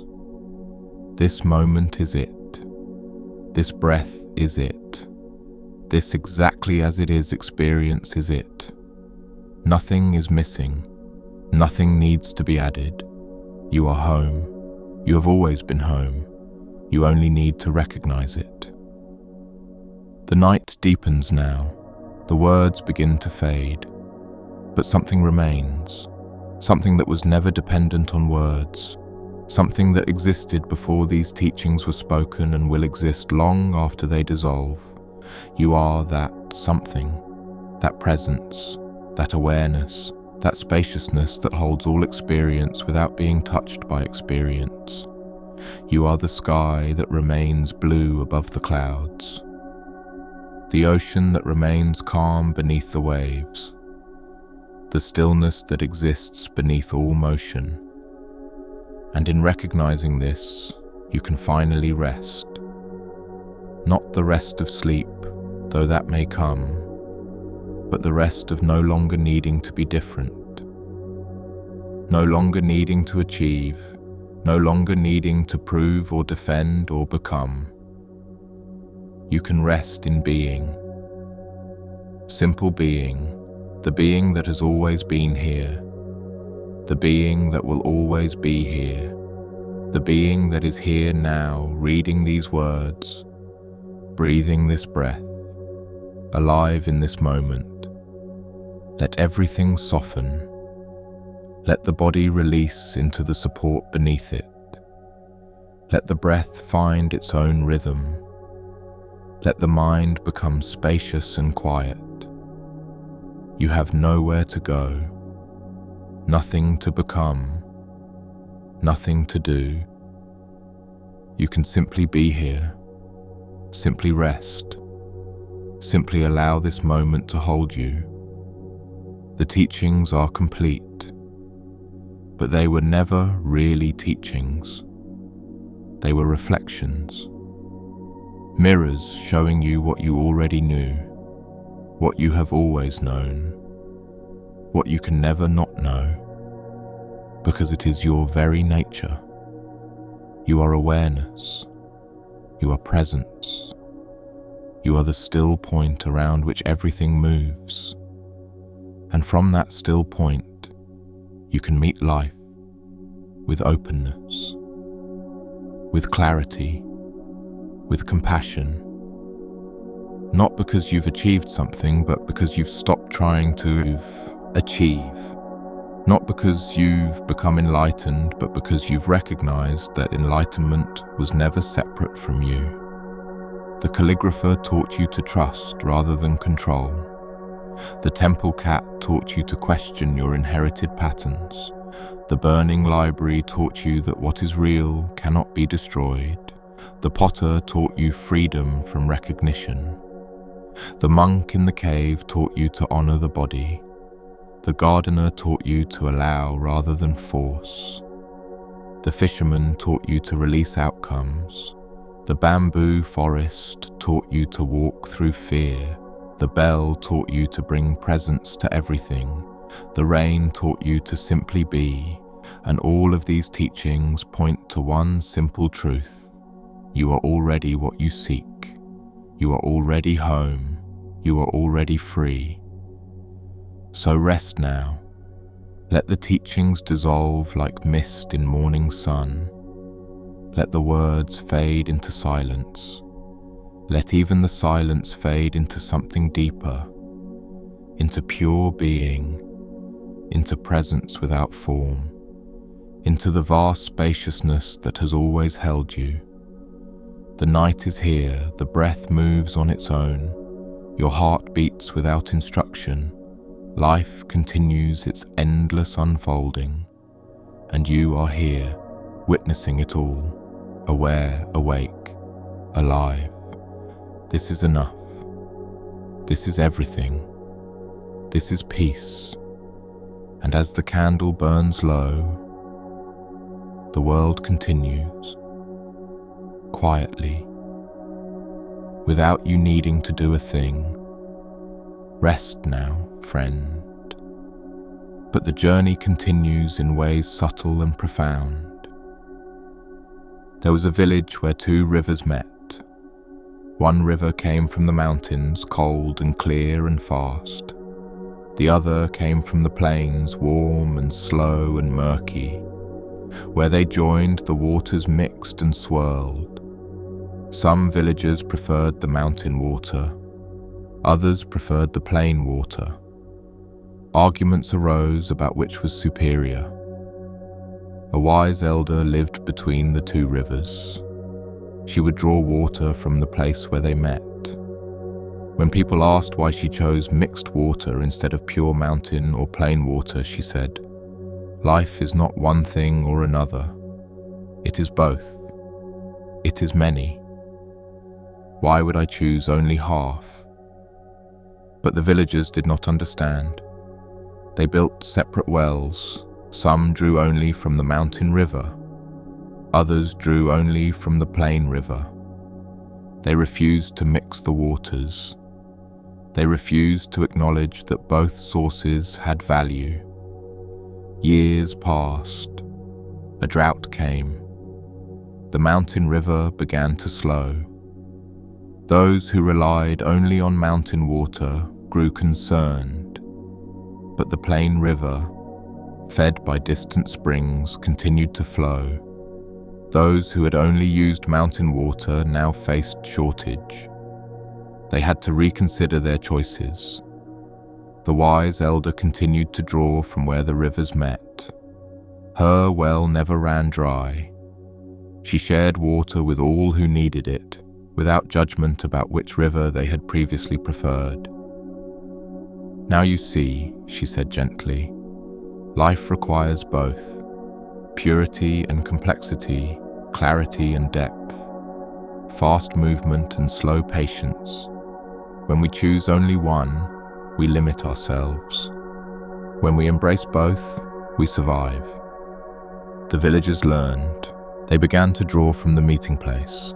They learned to value what they had previously rejected. They discovered that mixed water, rather than being inferior, contained strengths from both sources. It was both cold enough to refresh and warm enough to nourish, both clear enough to trust and complex enough to sustain. The elder taught them one final lesson before she died.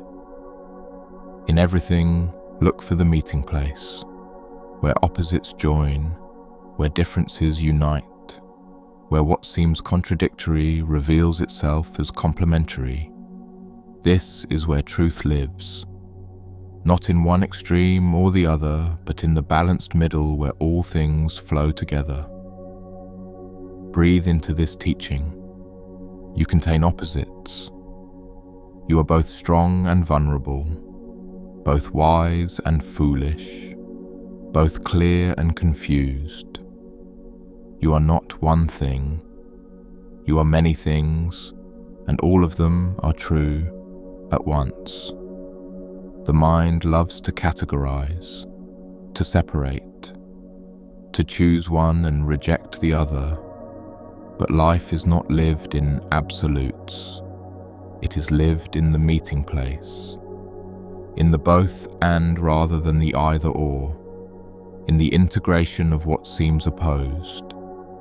You do not have to choose between being spiritual and being human, between being peaceful and feeling emotion, between accepting what is and working for change. You can be both. You can draw from both rivers. You can contain multitudes. Where have you been limiting yourself? Where have you believed you must be one thing and cannot be another? Where have you rejected part of yourself because it seemed opposed to who you think you should be? Let those false divisions dissolve. You are the meeting place of rivers. You contain clarity and complexity, strength and softness, certainty and doubt, and all of these qualities make you complete, not contradictory. All of these aspects make you whole, not divided. The breath teaches this too. It is both active and passive. You breathe and you are breathed. You control it and it controls you. It is both voluntary and involuntary, both conscious and unconscious. The paradox is not a problem. It is the nature of reality. So stop trying to be only one thing. Stop believing that spiritual means you cannot be angry. Stop thinking that peaceful means you cannot be passionate. Stop imagining that acceptance means you cannot desire change. You are vast enough to contain it all, deep enough to hold the full spectrum of human experience. Draw from both rivers. Let them mix within you. Let their meeting place be your source of wisdom, your wellspring of wholeness. You do not need to choose. You do not need to divide yourself. You can be everything you are without apology, without conflict, without fear that one part contradicts another. This is integration. This is maturity. This is the full embrace of being human and spiritual, flawed and perfect, broken and whole, all at once. In a monastery, there was a garden where flowers bloomed in strange patterns. Red flowers grew among white. Tall flowers grew beside short. Some areas were carefully tended, others were left wild. Visitors found the garden confusing. It seemed to follow no design, no logic, no aesthetic principle. The head gardener was often asked to explain. "Why do you not separate the flowers by color?" one visitor asked. "Why do you not group them by height? Why this seeming chaos?" The gardener smiled. He was very old, bent from years of work, but his eyes were clear. "Come with me," he said. He led the visitor through the garden, pointing out combinations. "See how the red flowers make the white flowers more brilliant? See how the tall flowers protect the short ones from harsh sun? See how the cultivated areas provide structure while the wild areas provide freedom?" The visitor looked more carefully. What had seemed like chaos began to reveal itself as intentional design. Each contrast served a purpose. Each unexpected pairing created beauty that neither flower could achieve alone. "I do not arrange flowers by how they appear," the gardener explained. "I arrange them by how they relate, by how they support each other, by how they create something together that neither could create alone. The beauty is not in uniformity, it is in harmony. And harmony does not mean sameness, it means difference working together." He pointed to a particularly striking combination, a delicate white flower growing in the shadow of a bold red one. That white flower would burn in full sun. The red flower provides shade. The red flower grows too aggressively and would choke smaller plants. But the white flower's root system prevents this. They need each other. They complete each other. Apart, they would struggle. Together, they thrive. The visitor began to understand. So this garden is about relationship. "All gardens are about relationship," the gardener said. "Relationship between plants, between plant and soil, between flower and sun and rain and gardener. Nothing exists alone. Nothing thrives in isolation. Beauty emerges from how things connect, not from how they separate." That night, the visitor could not sleep. He kept thinking about the garden, about how he had spent his life trying to separate, to categorize, to create order through division. He had kept different parts of his life in separate compartments. He had believed that good must be separated from bad, that weakness must be hidden from strength, that one truth must exclude other truths. But the garden showed him something different, showed him that beauty comes from integration, not separation, from allowing difference to exist together, to support each other, to create something new through their interaction. When he left the monastery, he carried this teaching home. He began to let different parts of his life interact. He stopped hiding his vulnerability from those who knew his strength. He stopped separating his work self from his home self. He stopped believing that he had to be one consistent thing.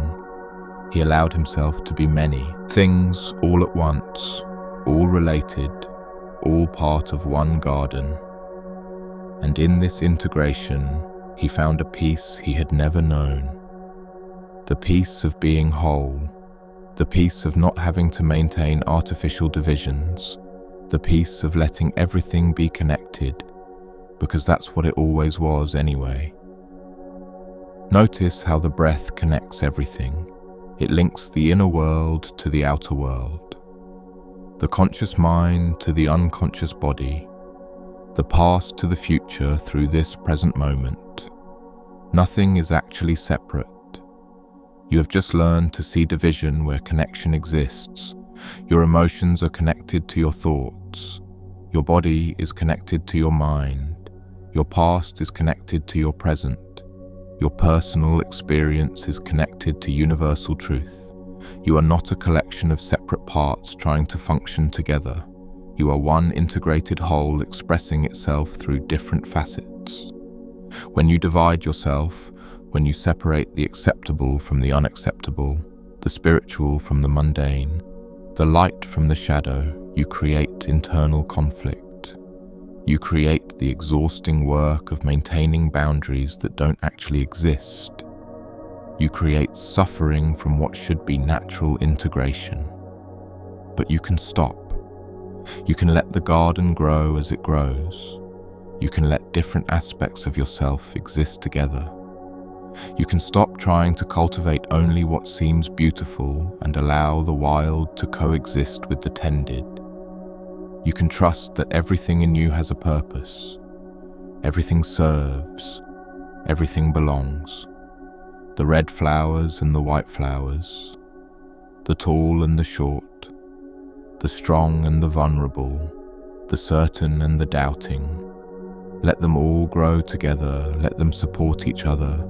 Let their differences create beauty that uniformity never could. This is wholeness. Not perfection, but integration. Not having it all figured out, but allowing it all to be here. Not transcending your humanity, but fully inhabiting it with all its contradictions and complexities and mysterious connections. You are the garden. Stop trying to organize yourself into neat rows. Stop pulling up what you judge as weeds. Everything that grows in you is part of the ecosystem of your being. Everything has its place. Everything relates to everything else. And in that relationship, in that interconnection, in that messy, beautiful integration, you discover what you truly are.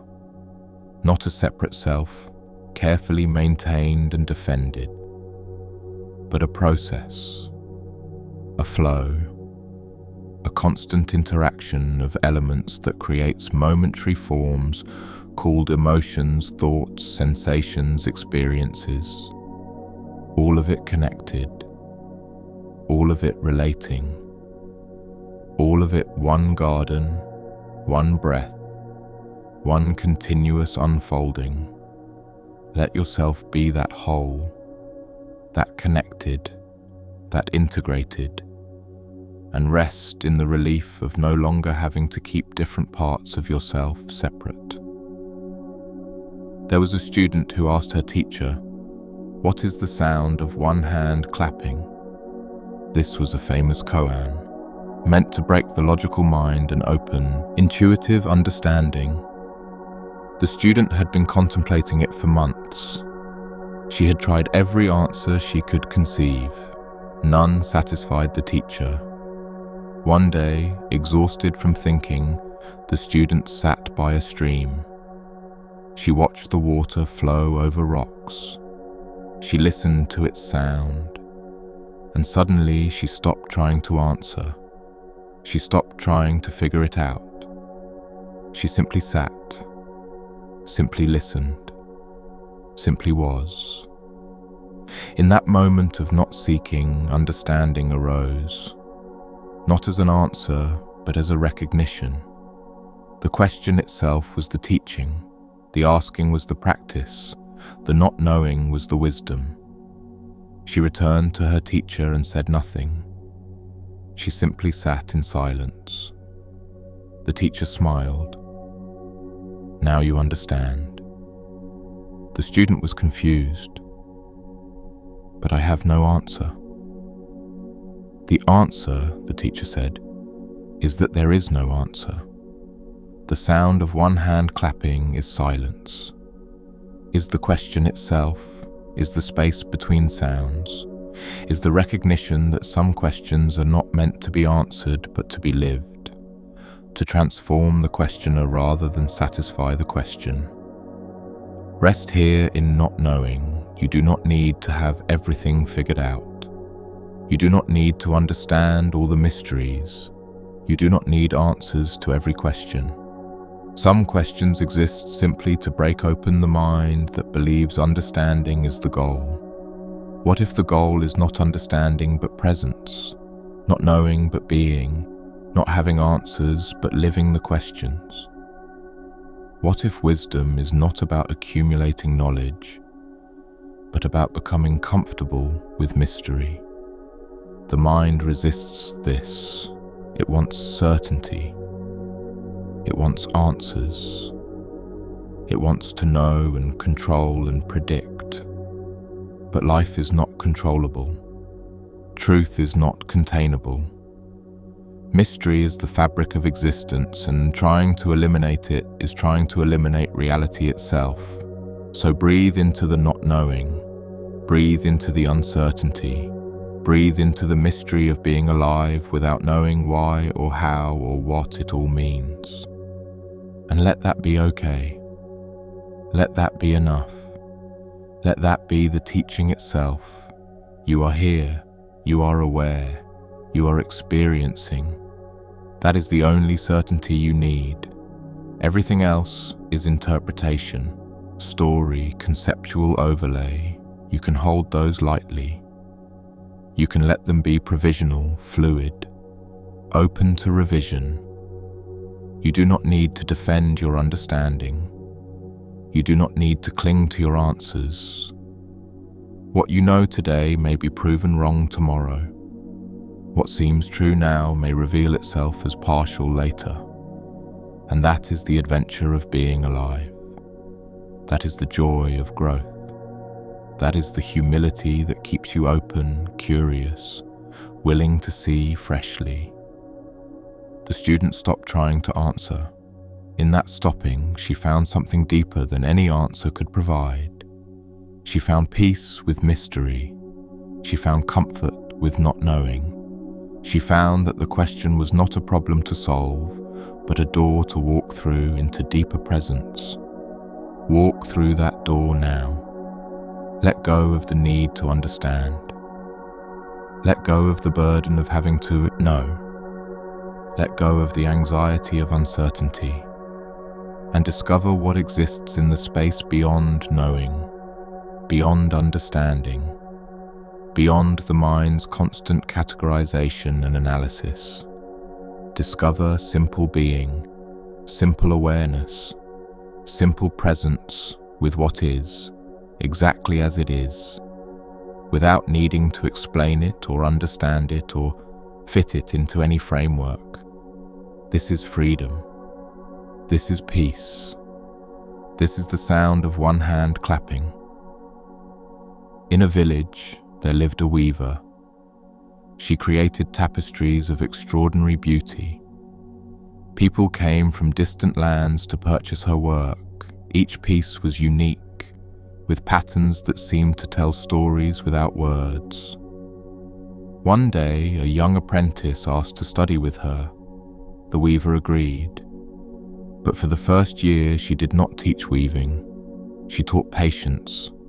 She had the apprentice sit and watch thread being spun. Just watch. For hours. For days. For months. The apprentice grew frustrated. "When will you teach me to weave?" she asked. "I am teaching you to weave," the weaver replied. "I am teaching you the first skill, the ability to be present with the process, to not rush, to not force, to pay attention to what wants to emerge rather than imposing what you think should be created."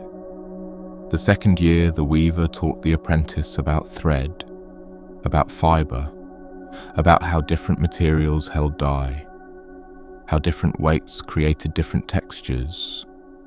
The apprentice still did not touch the loom. She only learned the materials, the building blocks, the elements that would eventually combine into creation. The apprentice was impatient. "When will I actually weave?" "You are preparing to weave," the weaver said.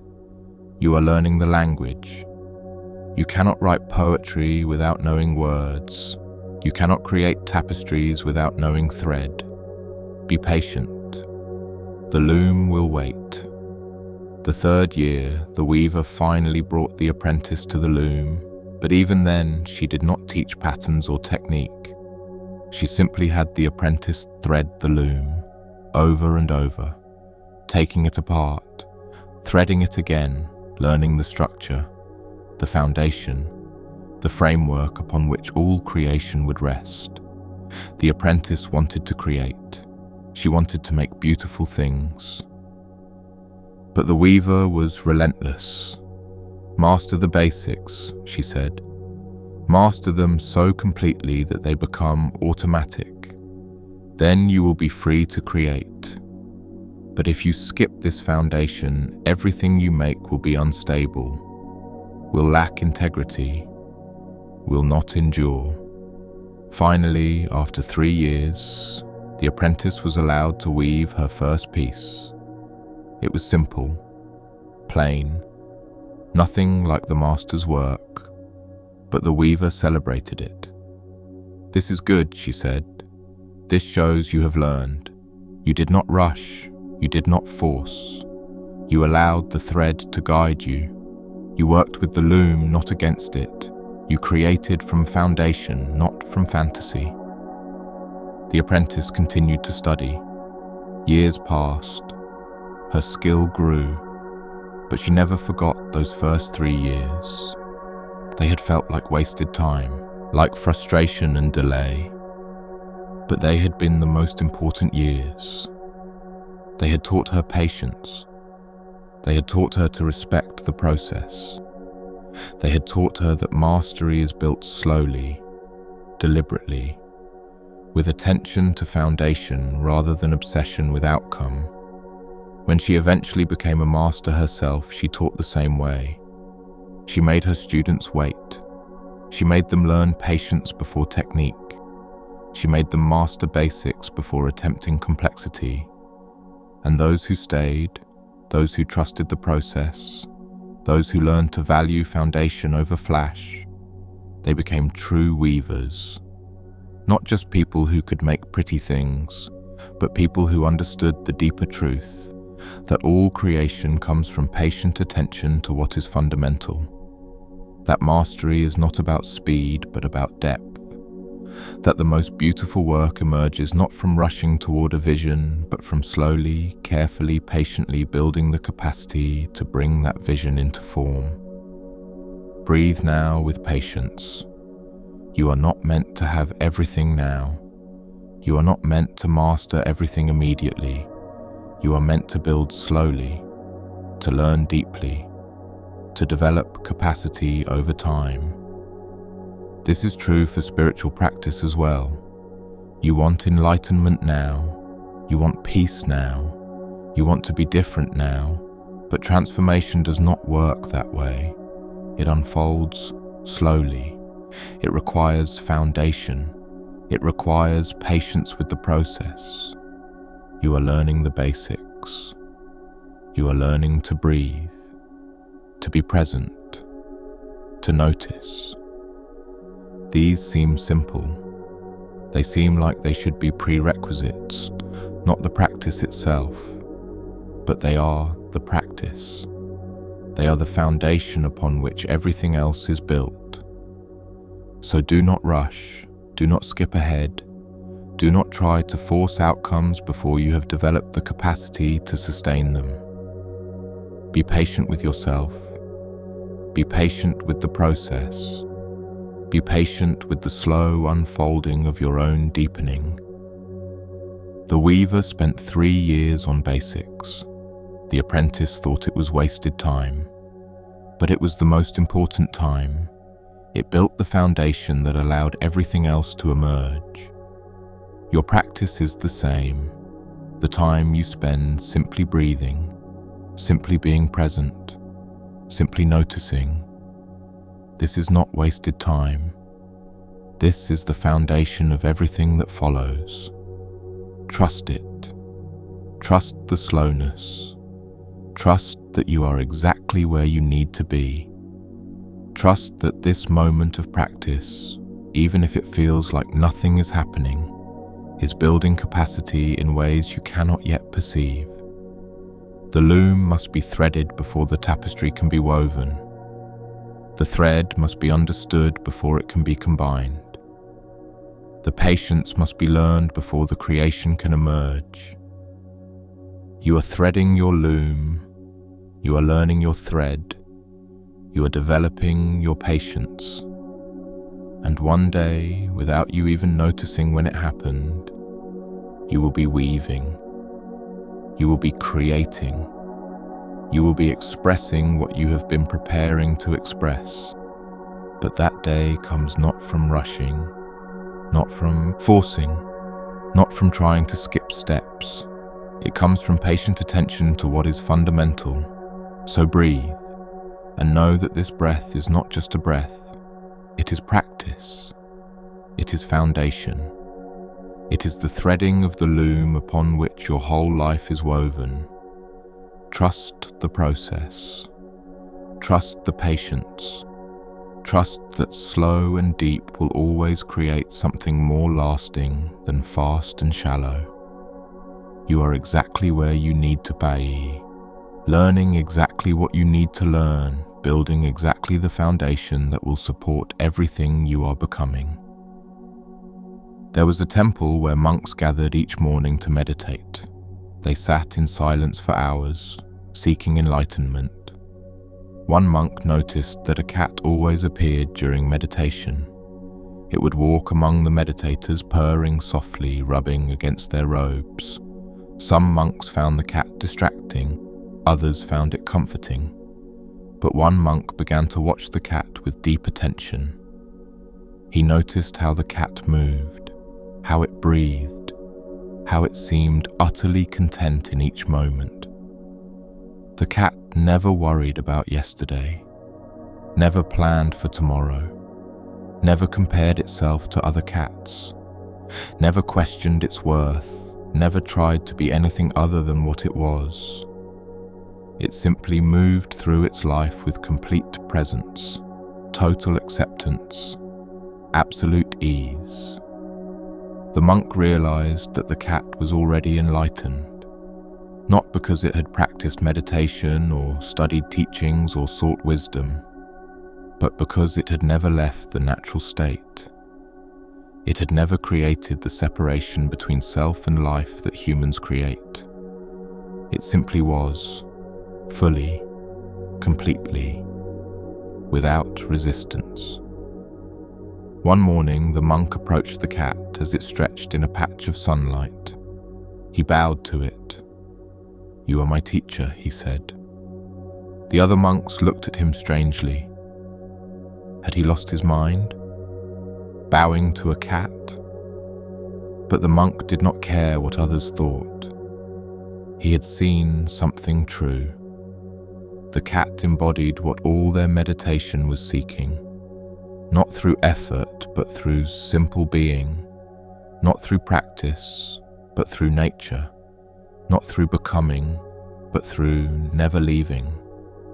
From that day, when the monk felt himself striving or seeking or trying too hard, he would remember the cat, remember its ease, remember its unself-conscious presence, remember that what he was seeking was not somewhere else. It was here. It had always been here. He had just been looking too hard to notice. Let yourself be like the cat, not through becoming like the cat, but through recognizing what the cat never forgot. You are already here. You are already whole. You are already expressing life perfectly, in your own unique way. You do not need to become enlightened. You need to stop pretending you are not already the expression of the divine. The cat never questioned its catness. It never tried to be a better cat. It never compared itself to enlightened cats or worried about its spiritual progress. It simply was, fully. And in that simple being, it was complete. You are complete too. You have just been taught to believe you are not. You have been taught to seek, to strive, to become. You have been taught that you need fixing, improving, enlightening. And all of that seeking has taken you further from what you already are. So stop seeking, stop trying, stop believing there is somewhere else to get to.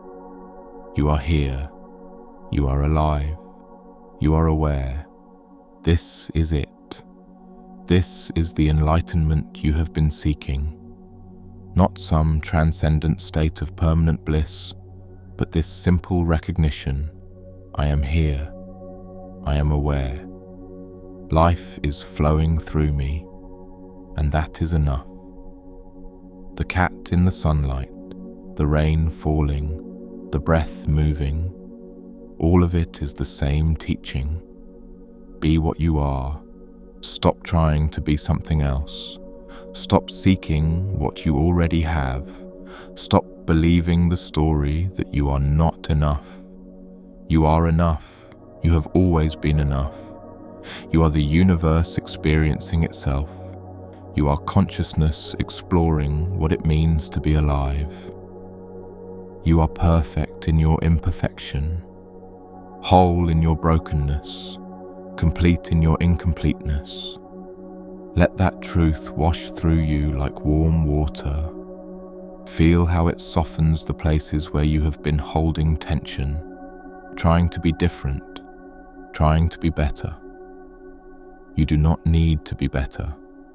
You need to be here, fully, without apology, without reservation, without the constant nagging belief that you should be somewhere else, someone else, something else. Be the cat in the sunlight. Stretch, breathe, exist, and let that be enough. Because it is. It always has been. It always will be. The night grows quieter now. The teachings begin to spiral inward towards silence, toward the place where words dissolve and only presence remains. This is where we are going. This is where we have always been going, into the quiet that exists beneath all sound, into the stillness that exists beneath all movement, into the peace that exists beneath all suffering. You are tired now. The body is heavy. The mind is slowing. This is good. This is what we have been cultivating. The gradual release of doing into being. The gentle dissolution of effort into rest. The soft surrender of trying into allowing.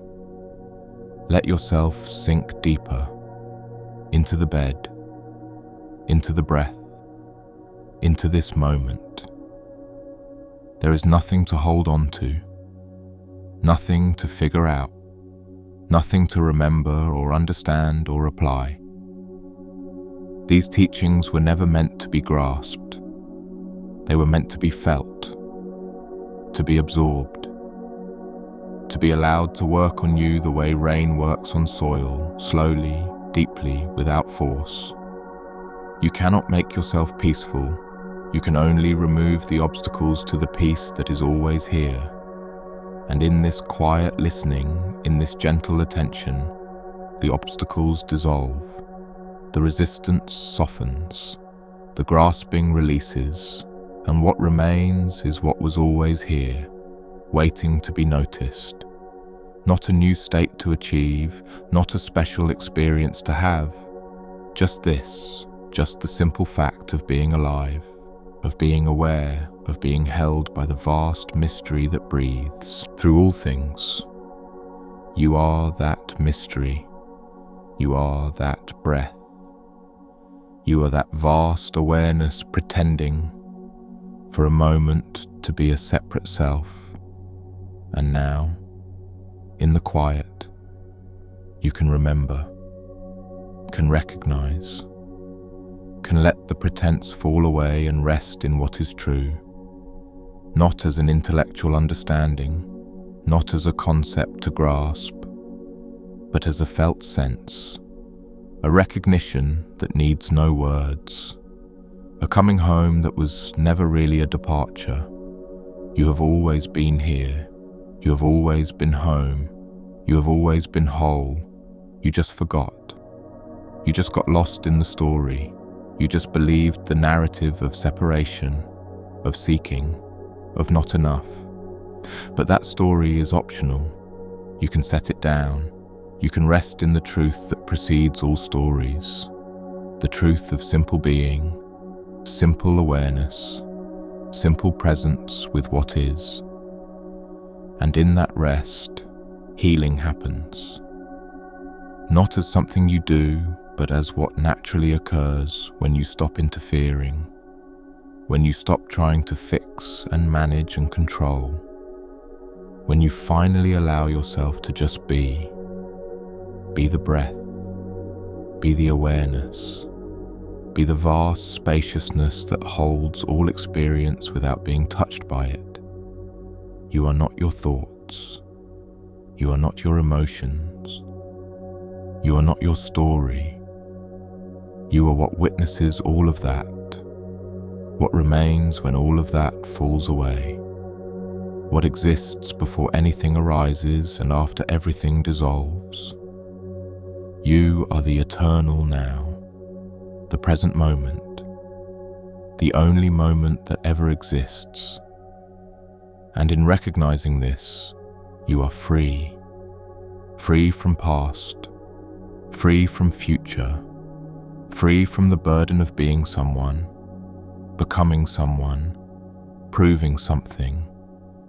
Just here, just now, just this, breath after breath, moment after moment, the endless unfolding of what is, meeting itself, knowing itself, being itself, and all is well.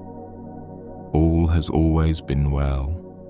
All will always be well, because there is no separate self to not be well.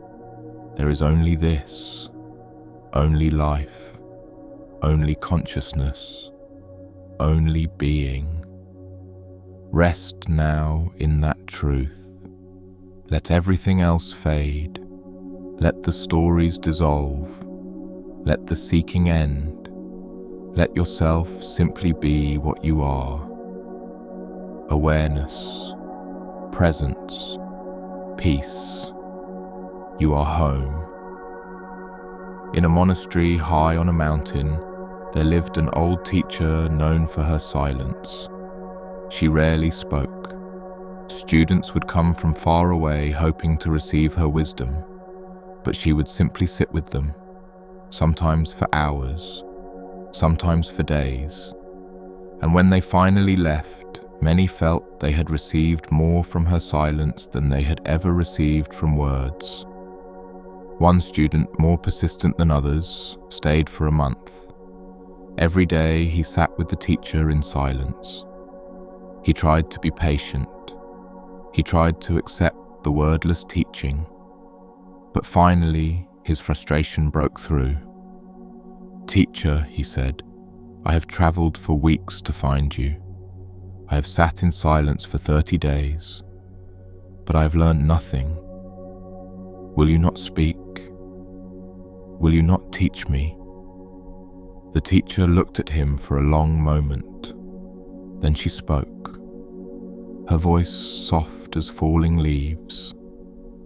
"Tell me," she said, "in these 30 days of silence, what have you heard?" The student was confused. "I have heard nothing. That is my complaint. You have said nothing." "Nothing?" the teacher asked. "You have heard nothing? Not the wind in the pines, not the rain on the roof, not the fire crackling, not your own breath moving, not your heart beating, not the thoughts arising and dissolving in your mind, not the silence itself, speaking in its own language?" The student opened his mouth to respond, then closed it. He realized he had been so focused on waiting for words that he had missed everything else. He had been so desperate for teaching that he had ignored the teaching happening in every moment. "I speak constantly," the teacher said, "but not with words. Words can only point. They cannot contain. The truth I speak is the truth of simple being, of presence, of attention to what is. If you wait for words, you will miss it. If you listen for words, you will stay deaf to the deeper teaching." She gestured to the world around them. Everything is teaching. Everything is speaking. The mountain teaches stillness. The river teaches flow. The fire teaches transformation. The breath teaches rhythm. The silence teaches listening. You do not need my words. You need your own attention. The student felt something shift. For the first time, he truly listened. Not for words, but for what existed beneath words. And he heard it. The vast symphony of existence, the constant teaching of life itself. The truth that was always present, always speaking, always available to those willing to listen. He stayed with the teacher for another year. They rarely exchanged words, but he learned more in that year of listening than he had learned in a lifetime of seeking words. He learned that wisdom is not transmitted through language. It is revealed through presence, through attention, through the willingness to hear what is always speaking. When he finally left, he thanked the teacher for her teaching. She smiled. "I taught you nothing," she said. "I only sat with you until you remembered how to listen. Listen now. Not to these words, but to what exists beneath them, to the silence that holds all sound, to the space between thoughts, to the awareness that witnesses everything without being changed by anything. This is the deepest teaching, not in the content of what is said, but in the context in which it is said. Not in the words, but in the spaces between words. Not in the knowledge transmitted, but in the presence cultivated. You have been listening to stories tonight, but the stories were never the point. They were invitations, doorways, fingers pointing at the moon. The point was not to understand the stories. The point was to let them work on you, to let them quiet the mind, to let them create space for something deeper to emerge. And now, in this quiet, can you feel it? Can you sense the vast presence that holds all experience? The awareness that has been here all along, witnessing every word, every breath, every moment of this journey. That awareness is who you are. Not the thoughts about yourself, not the story you tell, not the identity you maintain, but the pure presence that exists before all of that. The consciousness that is reading these words right now, the aliveness that animates this body, this mind, this moment. It has no edges, no boundaries, no inside or outside. It is vast as space itself, and it is utterly intimate, closer than your own breath, more immediate than your own heartbeat. It is you, but not the you think you are, the deeper you, the essential you, the you that has always been and will always be. And in recognizing this, everything changes. Not the external circumstances, but your relationship to those circumstances. You are no longer trapped in them. You are the space in which they appear. You are no longer defined by them. You are the awareness that witnesses them. You are no longer limited by them. You are the vast openness that can hold anything. This is freedom. This is peace.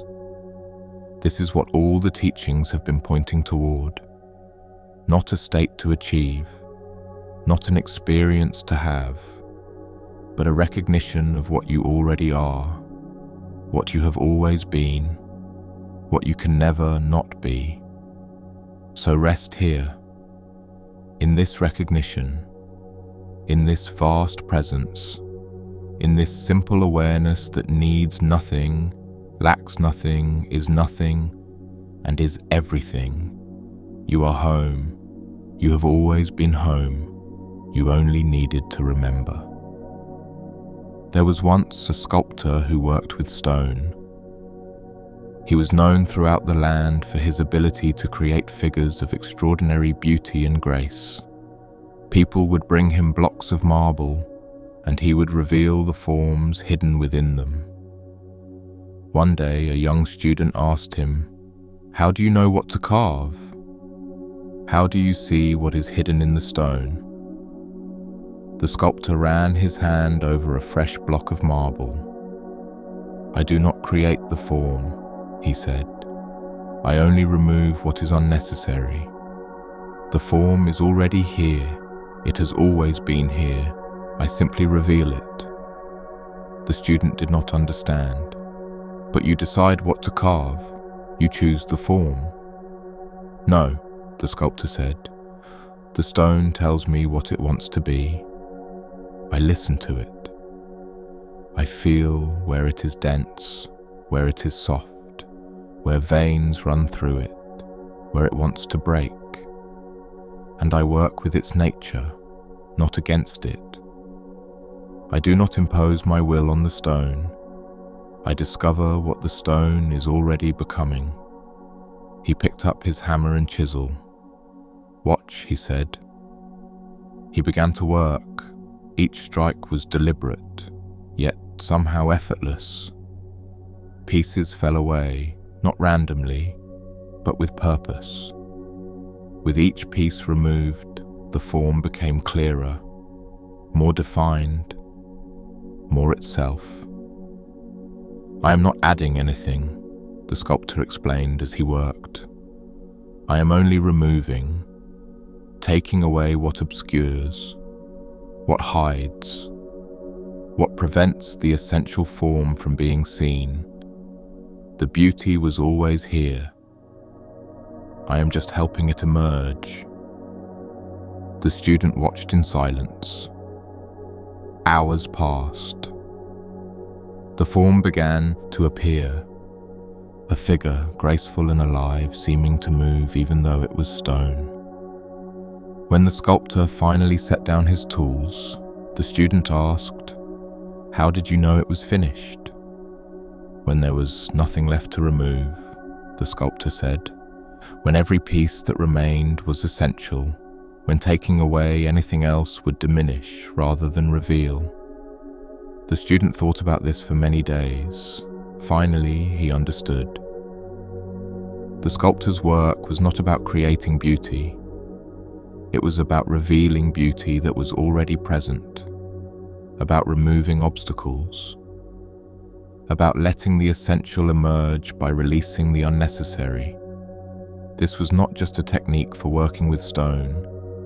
It was a way of living, a way of becoming. Not through adding more knowledge, more achievement, more identity, but through removing what obscured the essential self that was always there. You are like the stone, complete already, whole already, beautiful already. You do not need to add anything to become what you are meant to be. You only need to remove what obscures, what hides, what prevents your essential nature from being seen. What needs to be removed? The beliefs that you are not enough, the stories that you are broken, the identities that you maintain to protect yourself, the fears that keep you small, the judgments that keep you separate, the resistance that keeps you from being fully present. These are not you. They are what you have accumulated, what you have learned, what you have taken on as protection, as identity, as explanation. But underneath all of that, your essential nature remains, unchanged, undamaged, complete. The work is not about becoming someone new. It is about revealing who you already are, about removing the layers of conditioning, of trauma, of false belief, about chipping away what is unnecessary until what remains is pure essence. pure presence, pure being. This is the great relief. You do not have to construct yourself. You do not have to build an identity from scratch. You only have to remove what is not truly you, what was added, what can be released, what was never essential in the first place. And how do you know what to remove? The same way the sculptor knew, by listening, by feeling, by paying attention to what feels heavy, what feels false, what feels like effort to maintain. Those are the pieces that can fall away. Those are the layers that are ready to be released. What remains when you stop trying so hard? When you stop maintaining the facade? When you stop defending the identity? What is still here when all of that falls away? That is what is essential. That is what is real. That is what is you. So let the chisel do its work. Let life remove what needs removing. Let difficulty chip away the unnecessary. Let loss reveal what remains. Let change expose what is constant. Do not resist the sculpting. Trust it. Trust that what is being revealed is more true, more beautiful, more real than what is being removed. You are being shaped, not into something new, but into what you have always been. The stone is becoming more itself, not less. And you are too. Each letting go reveals more essence. Each release exposes more truth. Each surrender unveils more of your fundamental nature. And that nature is beautiful, is complete, is already perfect in its imperfection, already whole in its brokenness, already sacred in its humanity. Let the unnecessary fall away. Let the false be removed. Let the constructed be deconstructed. What remains is real. What remains is you. What remains is enough. There was a village where people believed that happiness came from having more land, more wealth, more possessions, more recognition. They worked constantly to accumulate, to achieve, to possess. But despite their success, they were not happy. The more they had, the more they feared losing it. The more they achieved, the more they needed to maintain. The more they possessed, the more they were possessed by what they owned. In that village lived a woman who owned almost nothing. A small house, simple clothes, basic tools. People pitied her. They assumed she must be miserable with so little. But when they saw her, she was always peaceful, always content, always somehow complete. One day, the wealthiest man in the village approached her. "I have everything," he said, "but I am miserable. You have nothing, yet you seem happy. What is your secret?" The woman smiled. "I am not happy because I have nothing," she said. "I am happy because I need nothing. There is a difference. Having little while wanting much creates poverty. Having little while needing little creates freedom." The wealthy man did not understand. "But surely you must want more, better clothes, a larger house, security for your future." "I want what I have," the woman said simply. "I have what I need. This creates satisfaction.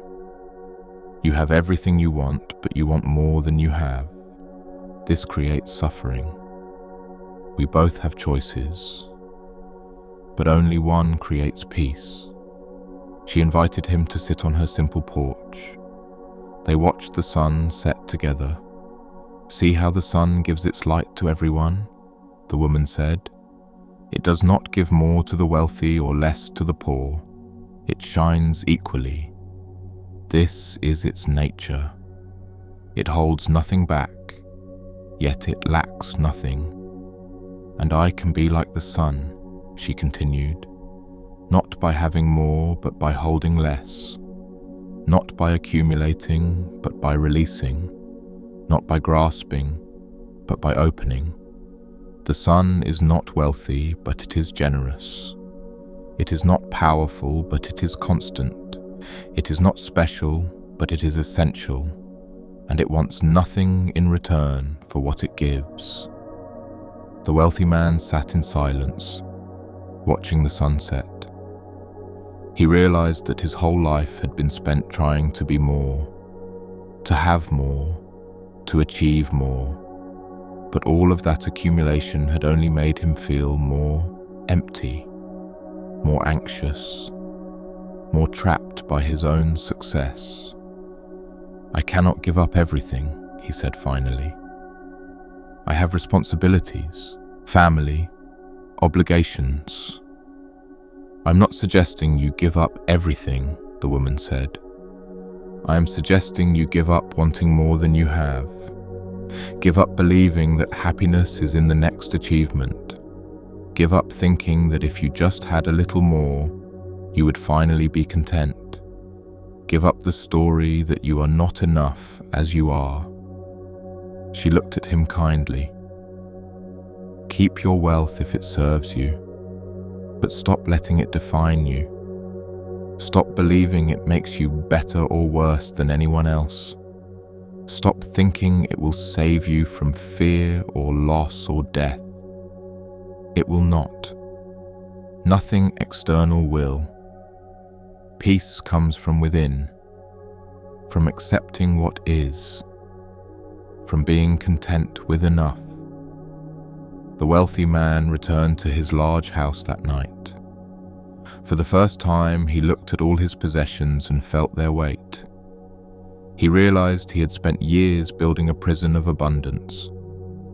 Each thing he owned was another thing to maintain, to protect, to worry about. He was not wealthy. He was burdened. Over time, he began to simplify. Not dramatically, not by giving everything away, but by releasing his attachment to it, by stopping the constant acquisition, by learning to be satisfied with what he had. And as he did this, he discovered what the woman had discovered, that freedom comes not from having little, but from needing little, not from poverty, but from contentment, not from deprivation, but from sufficiency. He learned to be like the sun, to give what he had without needing recognition, to serve without needing reward, to exist without needing to prove his existence through accumulation. And in this, he found a peace he had never known when he was constantly striving for more. Breathe now into the teaching of enough. You have enough. You are enough. This moment is enough. Nothing needs to be added for you to be complete. Nothing needs to change for you to be whole. The culture teaches the opposite. It teaches that you are always one step away from completion, one purchase, one achievement, one change away from finally being okay. But this is a lie that keeps you perpetually seeking, perpetually dissatisfied, perpetually believing you are insufficient. But you are not insufficient. You have never been insufficient. The belief that you are is what creates the suffering, not the actual lack of anything. Because what you are seeking cannot be found in external accumulation. It can only be found in internal recognition, in seeing what is already here, in accepting what you already are. So stop seeking more. Stop believing that when you finally achieve that goal, acquire that thing, reach that milestone, you will be content. You will not. The goalpost will just move. The wanting will just shift to something else. The dissatisfaction will find a new object. This is how the mind works when it believes happiness is external. But happiness is not external. Peace is not external. Wholeness is not external. These are your natural state. They are what remains when you stop seeking, when you stop striving, when you stop believing the story that you are not enough. You are enough, right now, with all your flaws, with all your imperfections, with all your humanity. You are enough. You have always been enough. You will always be enough. Nothing external can add to this fundamental truth. Nothing external can take it away. So rest in enoughness. Rest in sufficiency. Rest in the simple recognition that you lack nothing essential. Everything you need to be complete is already here, already present, already available. You only need to stop looking elsewhere and recognize what is. This breath is enough. This moment is enough. This simple fact of being alive, of being aware, of being here, this is enough. It has always been enough. It will always be enough. Let yourself rest in that truth. Let the striving end. Let the seeking dissolve. Let the belief that you need more fall away, and discover what the woman on the porch discovered. That freedom comes not from having everything, but from needing nothing. That peace comes not from gaining more, but from recognizing enough. That wholeness comes not from addition, but from acceptance. You are enough.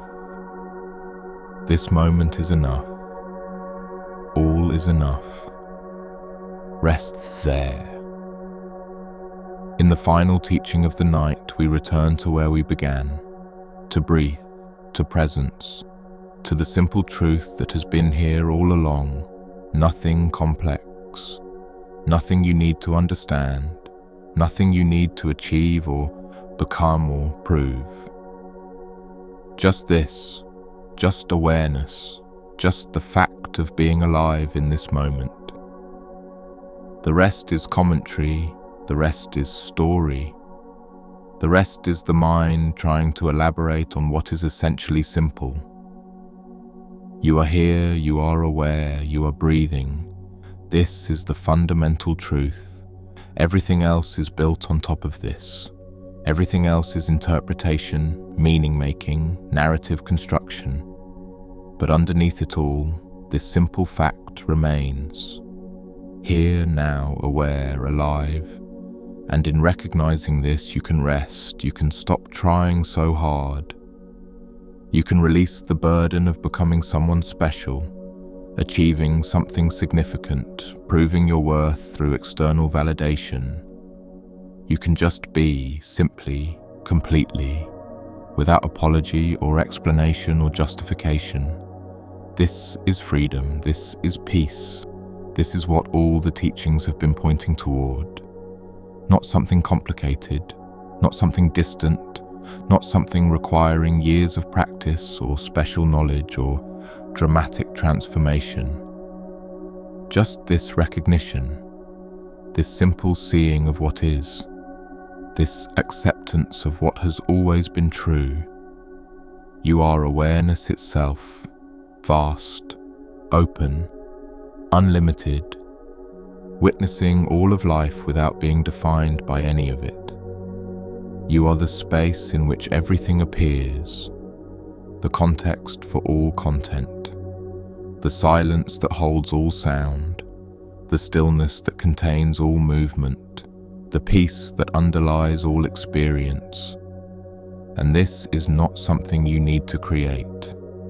It is what you are, what you have always been, what you can never not be. You only need to stop pretending to be something else. Stop believing you are the limited self.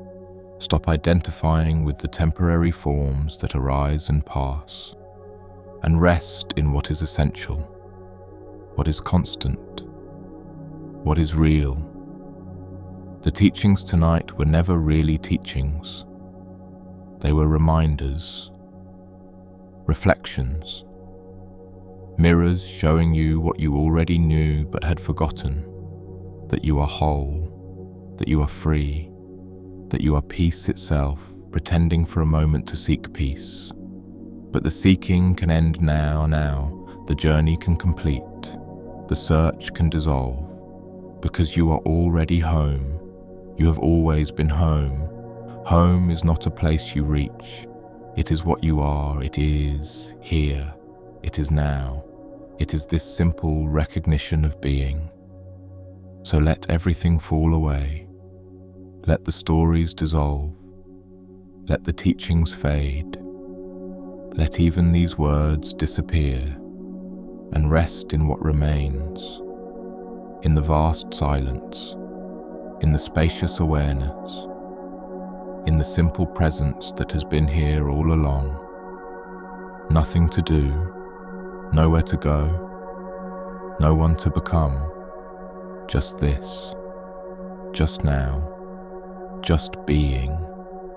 The breath rises, the breath falls, thoughts come, thoughts go, sensations arise, sensations pass, and through it all you remain, aware, witnessing, being, not touched by any of it, not changed by any of it, just here, just always here. This is peace, not the absence of difficulty, but the recognition that no difficulty can touch what you essentially are.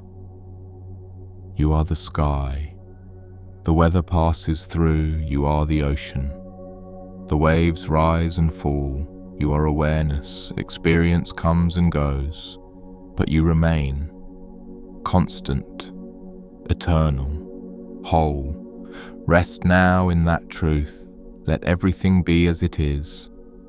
Let yourself be as you are. Let this moment be enough.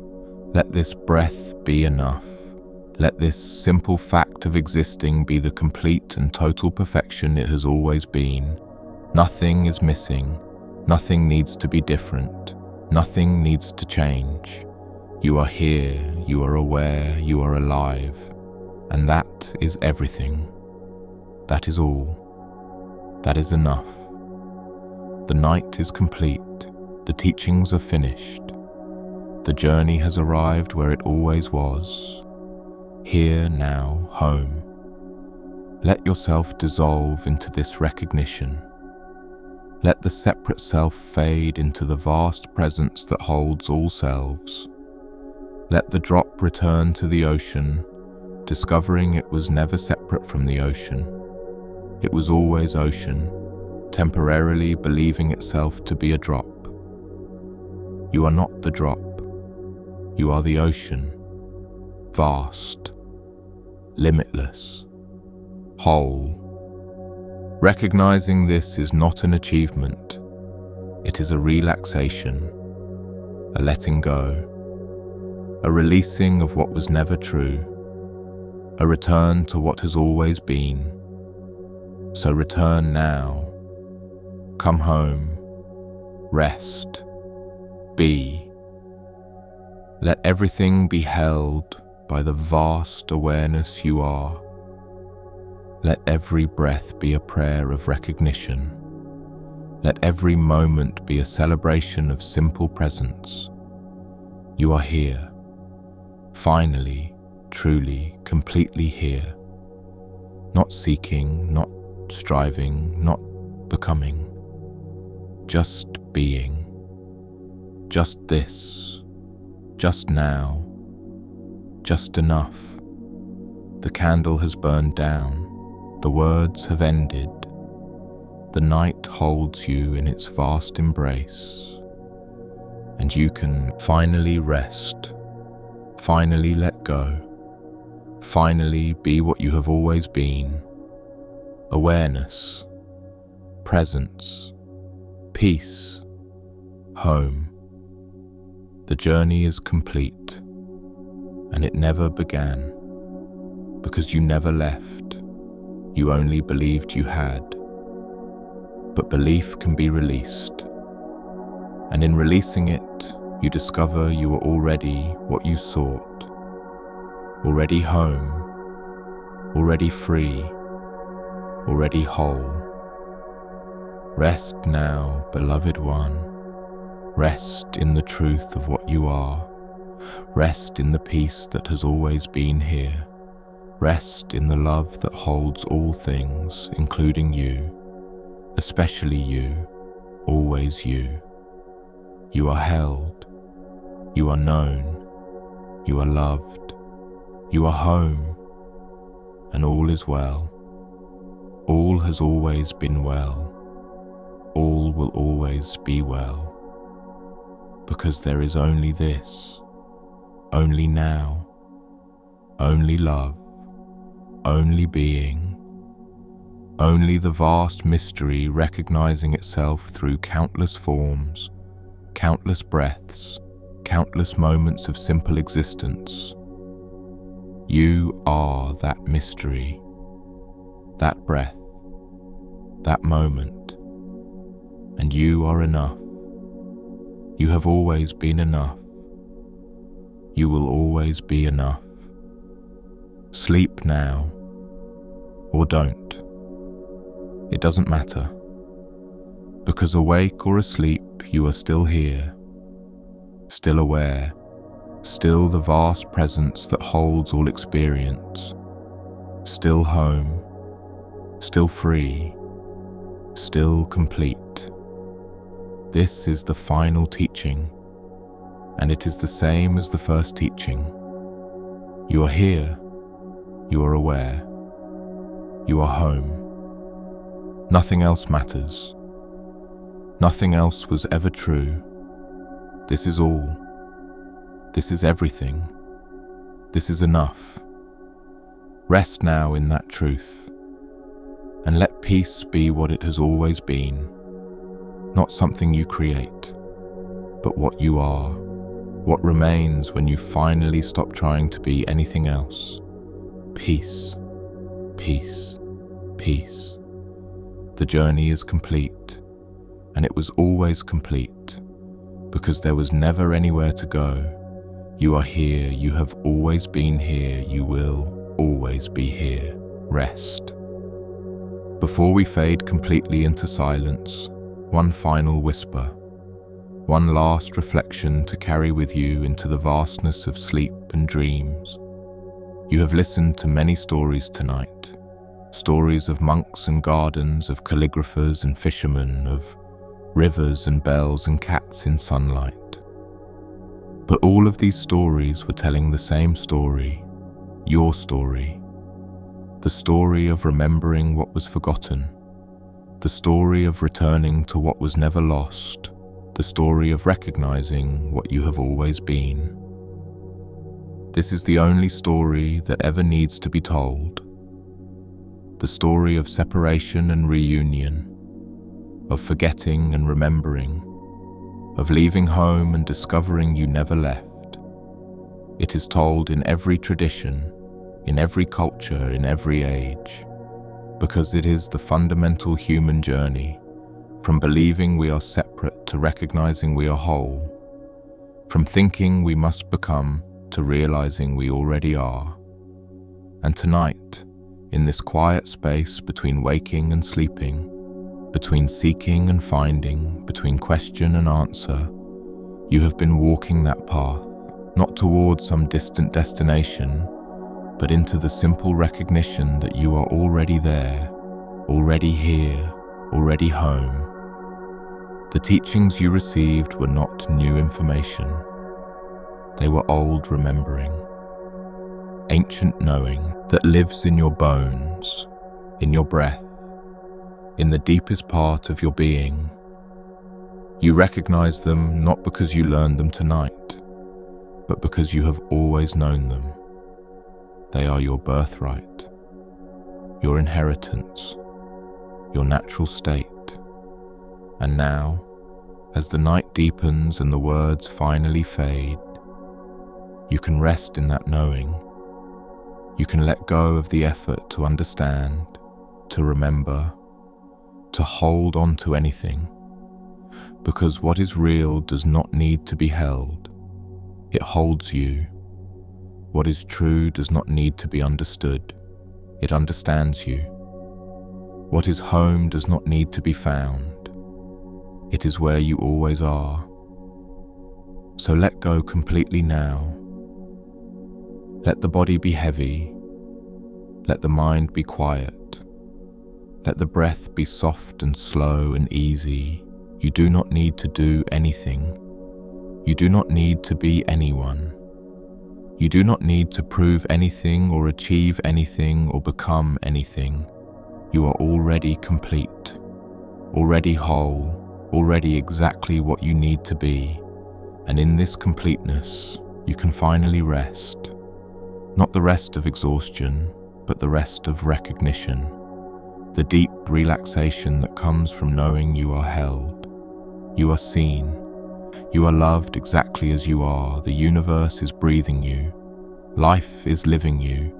Existence is experiencing itself through your unique perspective, your unique form, your unique expression. You are not separate from any of this. You are this. You are the universe looking at itself. You are life becoming aware of life. You are consciousness recognizing consciousness. And in this recognition, all struggle ends. All seeking dissolves. All resistance falls away. What remains is simple presence, simple being, simple awareness of being aware. And this is enough. This has always been enough. This will always be enough. The night sky above is vast and dark and full of stars. But you are vaster still. You are the space that contains the night sky. You are the awareness in which stars appear and disappear. You are the eternal witness of all that arises and passes. And you are completely untouched by any of it. Completely free. Completely at peace. This is who you are. This is what you are. This is where you live. Not in the small story of the separate self, but in the vast spaciousness of pure being. Not in the limited identity of name and form, but in the unlimited presence of awareness itself. Remember this, not with the mind but with the heart, not as a concept but as a felt sense, not as something you learned but as something you are. And let this remembering be your refuge, your sanctuary, your home. Whenever you feel lost, remember you are the space that cannot be lost in. Whenever you feel broken, remember you are the wholeness that holds all brokenness. Whenever you feel alone, remember you are the presence that is never separate from anything. You are here, you are now, you are home. And this truth will hold you through everything, through difficulty and ease, through joy and sorrow, through life and death, and whatever lies beyond. Because this truth is not dependent on circumstances. It is what you are, what you have always been, what you can never not be. So rest now, beloved one. Rest in this truth. Rest in this knowing. Rest in this vast, loving, infinite presence that you are. Let everything else fall away. Let all the stories dissolve. Let even these final words fade into the silence from which they came. And in that silence, in that vast, spacious peace, simply be, simply rest. Simply recognize yourself as you truly are, not the small self that worries and strives and seeks, but the vast self that simply is. that has always been, that will always be. You are that. You are this. You are here. You are home. And with this final recognition, we release you into the night, into sleep, into dreams, into the vast mystery that holds all things. Rest well, rest deep, rest in the peace that you are. Good night, dear friend. Good night, awareness. Good night, presence. Good night, home. All is complete. All is well. All is rest. Good night.